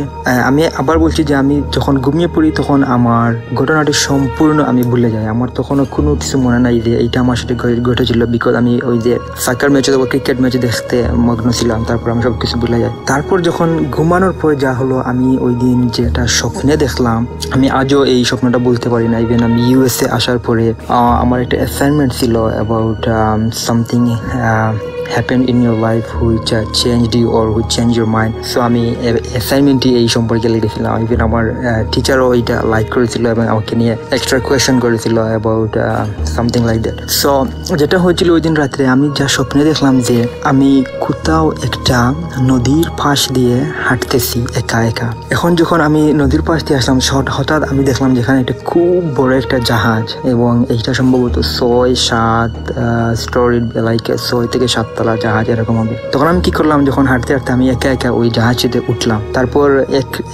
এক করে আমি একেবারে জাহাজের উপরে লাইক 7 তলা অথবা 8 তলা এখানে গেলাম। তারপর গিয়ে আমি দেখলাম এখানে প্রচুর লোক এখানে চিল করছে।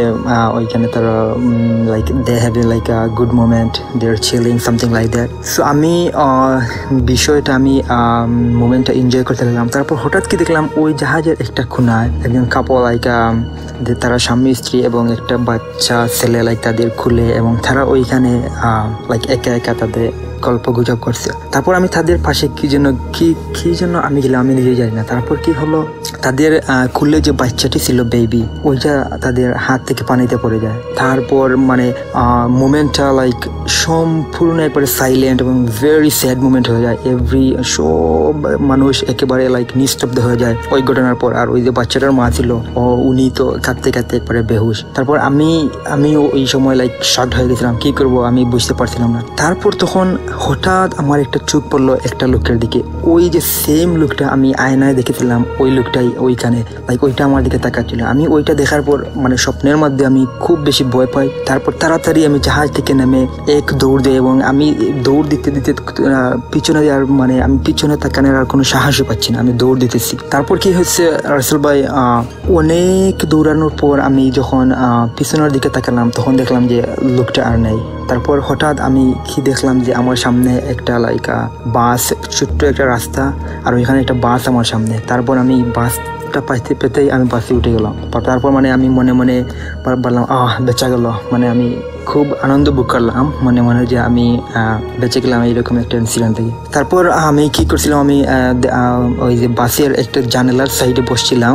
তারপর আমি যে জানালাটা খুলে দিয়ে বাতাস খাচ্ছি, আর তারপর হঠাৎ আমি মানে দেখি যে আমি বাসের মধ্যে ঘুমিয়ে পড়ছি। তারপর কি হয়েছিল রাসেল ভাই, আমি হঠাৎ মানে স্বপ্নের মধ্যে আমি বাসের মধ্যে ঘুম ভাঙলো। তারপর কি দেখি, আমি হঠাৎ দেখি যে বাসে একটাও প্যাসেঞ্জার নেই, আর আমার ঠিক লেফট সাইডে যে লোকটা বনে আছে সেই লোকটা হচ্ছে সেম লোক যাকে আমি আয়নাতে দেখেছিলাম সরাসরি। তারপর স্বপ্নের মধ্যে আমি যে ওই শিপ বা জাহাজে দেখছিলাম ওই লোকটা আমার পাশে বসে আছে। তারপর মানে আমি মানে চিৎকার দিতে পারছি না, মানে আমি মনে মনে চিৎকার দিব, বাট আমার সমস্ত শরীরটা ফ্রিজ হয়ে যায়, আমি কিছুই করতে পারছি না। তারপর লোকটা আমার সাথে প্রথমে আমার গায়ে হাত দিল, মানে ওইটা আমি খুবই ঠান্ডা ছিল লোকটার হাত। তারপর লোকটা আমাকে বুঝাইতে চাইলো যে don't worry, I am not gonna harm you. মানে লোকটা আমাকে এটা বুঝাইতে চাইলো যে চিন্তার কোনো কারণে আমি তোমার কোনো ক্ষতি করবো না। তারপর লোকটা একটাই কথা আমাকে বলেছিল, তার মানে স্বপ্নের মাধ্যমে লোকটা আমার হাতে কোনো একটা জিনিস দিছিল। তারপর লোকটা ওই একটাই কথা আমাকে বলেছিল, লাস্ট সেন্টেন্স যেটা হবে, ওই সেন্টেন্স আমি এখনো ওইটা লিখে রাখছি, এবং ওই সেন্টেন্সটা আসলে খুবই উপকারী আমি মনে করি আমার লাইফের জন্য। যে লোকটা যে সেন্টেন্সটা বলেছিল যে, সো বেসিক্যালি লোকটা বলছিল যে এই যে পৃথিবী, মাটি, মানুষ, নদী, পাহাড়, পর্বত, যা কিছু আছে, যা কিছু আমরা দেখতে পাই বা না দেখতে পাই, সব কিছুই সৃষ্টি হয়েছে একটা রিজনে। আর এই সব কিছুই এমনিতেই কখনো সৃষ্টি হয় না, সব কিছু সৃষ্টি করার একটা উদ্দেশ্য রয়েছে, আর যেই এই সব কিছু সৃষ্টি করেছেন তিনি হচ্ছেন সেই মহান সত্তা। সো এটাই ছিল ভাই আমার ঘটনা। যদি ভালো লাগে শেয়ার করবেন, and advance thank you so much for sharing. And আমি আগে বলেছি ভাই এটা ভৌতিক ঘটনা কি না তা আমি জানি না, তবে obviously I think it's interesting event and you guys like it. Bhoot FM. The night comes alive. বিশ্বাস করা না করাটা আপনার ব্যাপার।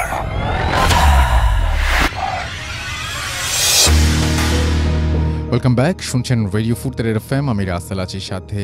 এবং এই মুহূর্তে আরও একবার আপনাদের জানিয়ে দিচ্ছি যে এখন ঘড়িতে সময় রাত 1:31। আমরা হয়তো আর একটা ঘটনা শুনতে পারবো, এবং আমাদের সঙ্গে আমাদের একজন অতিথি আছেন, তিনি আমাদের এই ঘটনাটি শোনাবেন, এবং আশা করছি যে এই ঘটনাটি আপনাদের ভালো লাগবে। ইন দ্য মেইন টাইম আমাদেরকে যদি আপনারা লিখতে চান, আমাদের ইমেল করতে চাইলে আমাদের ইমেল অ্যাড্রেস হচ্ছে bhootfm@radiofurti.fm, which is bhttfm@radioforti.fm। আপনার নাম, ঠিকানা এবং ফোন নাম্বার সহ আপনার জীবনে ঘটে যাওয়া আপনার জানা সেরা ঘটনা লিখে পাঠান আমাদের কাছে। ঘটনার শুরুতে অবশ্যই উল্লেখ করুন যে ঘটনাটি আপনি স্টুডিওতে এসে শেয়ার করতে চান, নাকি আপনি চান আপনার ঘটনা আমরা পড়ে শোনাই। যারা দেশের বাইরে আছেন তারা সরাসরি অডিও ক্লিপ পাঠিয়ে দিতে পারেন বা লিখেও পাঠাতে পারেন ঘটনাটি। আমরা চলে যাচ্ছি আমাদের পরবর্তী অতিথির কাছে। আপনার নামটা আরও একবার প্লিজ বলবেন, যেহেতু দেখা যাচ্ছে না, তারপর আপনার ঘটনায় যাব। হ্যাঁ, আমার নাম হলো কৌশিক। জি। তো ঘটনা আরেকটি আছে, ছোটই ঘটনা, বেশি একটা বড় না। তো এই ঘটনাটা ছিল আমার নানি বাড়ি।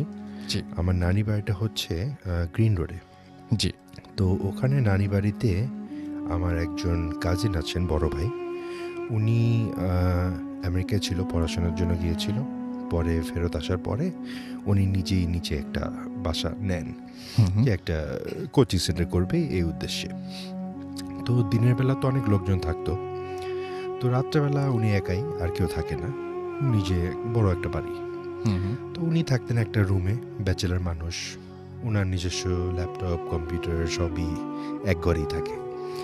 ওই ঘর থেকে উনি বেরো হতেন না। বাকি 3টা রুম ছিল ওই ফ্ল্যাটটায়, তো ওগুলো খালি পড়ে থাকতো। আচ্ছা। ফার্নিচার বলেন কিছুই নাই।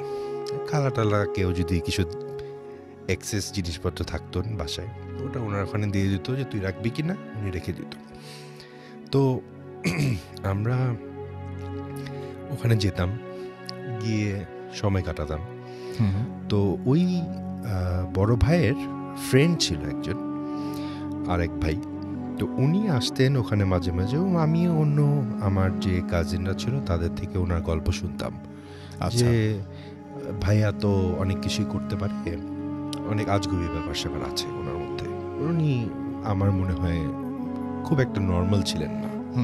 তো ওনাকে আমি যেদিন প্রথম দেখলাম লম্বা একটা মানুষ, স্বাস্থ্য রাস্ত্র গঠন বেশ ভালো।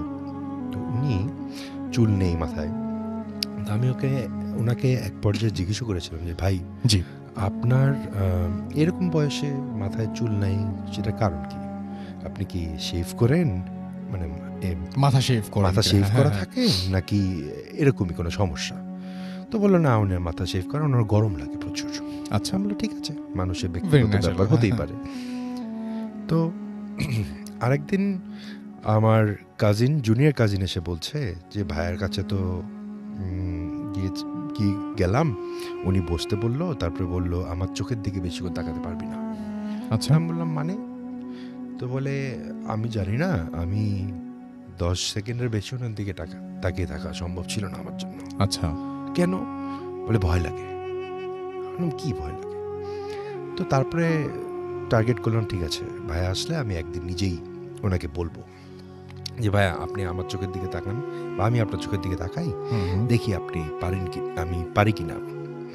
তো উনি আসলেন, আমি প্রস্তাব দিলাম যে ভাইয়া আমি আপনার চোখে নাকি বেশিক্ষণ তাকাতে পারে না, আমার কাজিন বলছিল আমি আজকে এটা করব। আচ্ছা। তো উনি তাকে বলল না, এটা সবার জন্য না, তোমার জন্য, তোমার সাথে এটা হবে না। ভালো কথা, ঠিক আছে। একটু দুঃখই পেলাম যে সবাই বলছে বাড়ানো কথা না, আসলে কি।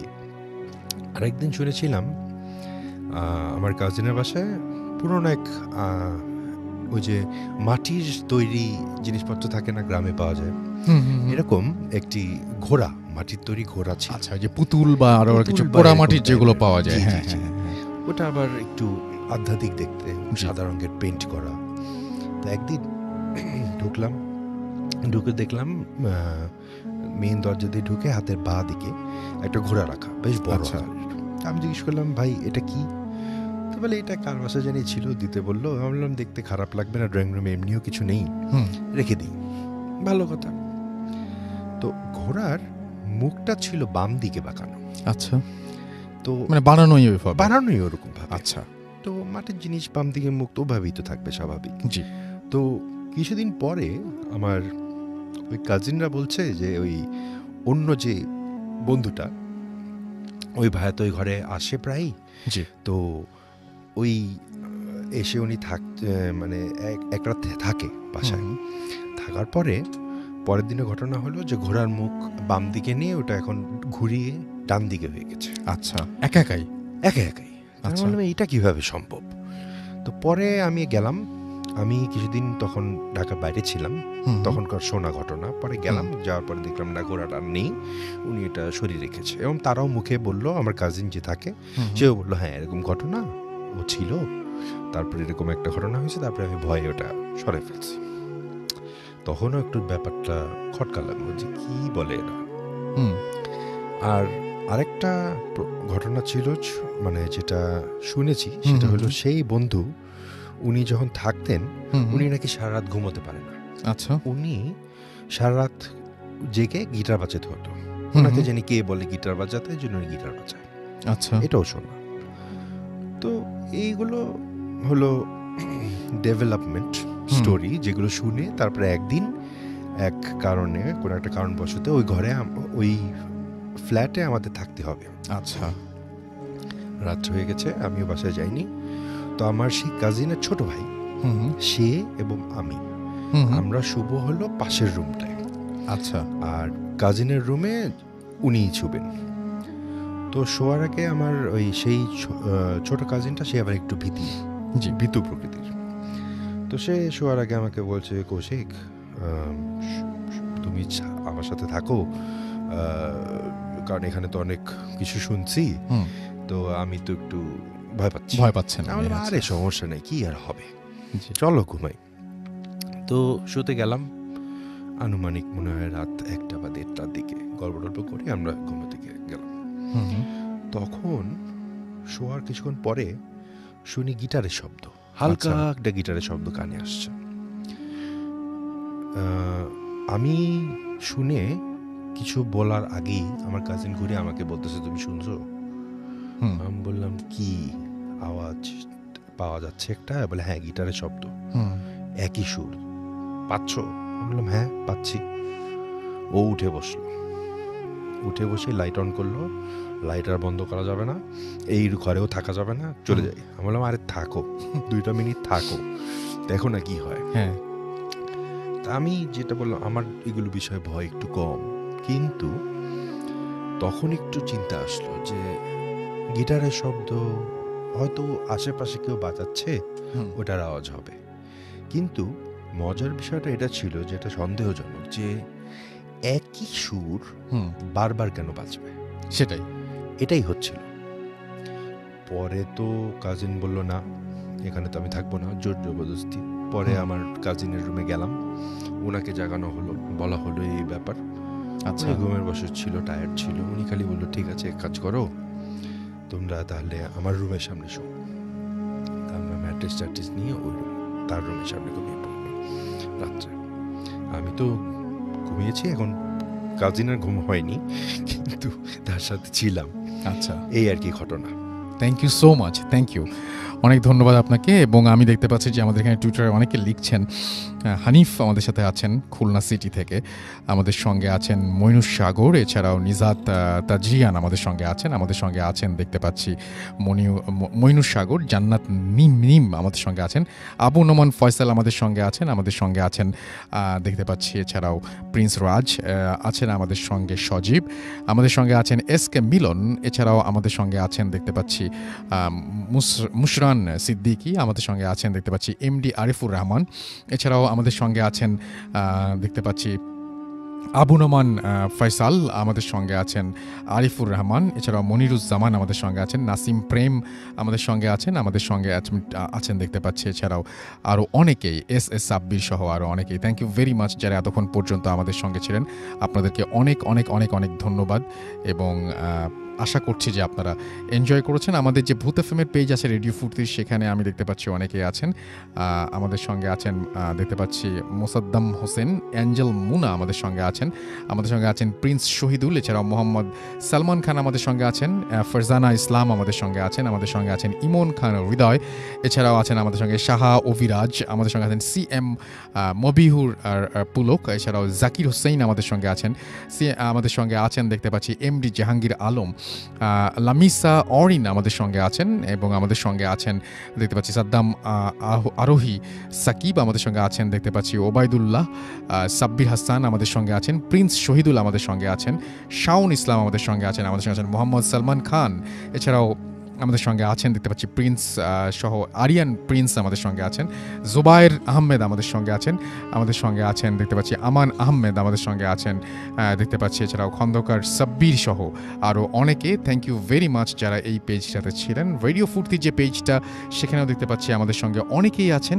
এই মুহূর্তে, এবং আমাদের সঙ্গে আছেন দেখতে পাচ্ছি এই মুহূর্তে যারা, তাদের মধ্যে আরিয়ান সজীব আমাদের সঙ্গে আছেন, সোহানুর রহমান, বোরহান কবির আমাদের সঙ্গে আছেন, আমাদের সঙ্গে আছেন দেখতে পাচ্ছি এমডি শিমুল সিম, এছাড়াও মুখতার হোসেন আমাদের সঙ্গে আছেন, উৎস কুমার দে আছেন আমাদের সঙ্গে, নাইম হাসান আছেন আমাদের সঙ্গে, সুমন মণ্ডল আছেন, মেহেদি CSK আমাদের সঙ্গে আছেন, আবু নোমান ফয়সাল আমাদের সঙ্গে আছেন, আরিয়ান সজীব, সিয়াম আহমেদ তন্ময় আছেন আমাদের সঙ্গে, অভিরূপ পল, এছাড়াও আমাদের সঙ্গে আছেন দেখতে পাচ্ছি, এছাড়াও আরও অনেকেই, ইকবাল নয়ন আমাদের সঙ্গে আছেন, পবিত্র পোদ্দার আমাদের সঙ্গে আছেন, আমাদের সঙ্গে আছেন ফারদিন হক, সামান্তা মেহজাবিন অমি আমাদের সঙ্গে আছেন, আশিক মাহমুদ নীল আমাদের সঙ্গে আছেন, আমাদের সঙ্গে আছেন কমান্ডো সাইফুল, এছাড়াও আমাদের সঙ্গে আছেন দেখতে পাচ্ছি সাকিব সতীনাথ সহ আরও অনেকে। থ্যাংক ইউ সো মাচ যারা এতক্ষণ পর্যন্ত আমাদের সঙ্গে ছিলেন। আমাদেরকে ইমেইল করার অ্যাড্রেসটা হচ্ছে bhuthfm@radiofurti.fm, which is bhwtfm@radiofort.fm। আপনার নাম, ঠিকানা এবং ফোন নাম্বার সহ আপনার জীবনে ঘটে যাওয়া সেরা ঘটনা লিখে পাঠিয়ে দিন আমাদের কাছে। ঘটনার শুরুতে অবশ্যই উল্লেখ করুন যে ঘটনাটি আপনি স্টুডিওতে এসে শেয়ার করতে চান, নাকি আপনি চান আপনার ঘটনা আমরা পড়ে শোনাই। যারা দেশের বাইরে রয়েছেন তারা সরাসরি অডিও ক্লিপ পাঠাতে পারেন বা লিখেও পাঠাতে পারেন ঘটনাটি আমাদের কাছে। কথা হবে আবারও আগামী শুক্রবার। সেই পর্যন্ত সবাই ভালো থাকবেন, সুস্থ থাকবেন, সুন্দর থাকবেন, মোস্ট ইম্পর্টেন্টলি ফুর্তিতে থাকবেন। আজকের মতো এখানেই শেষ করছি, টাটা। রেডিও ফুর্তি।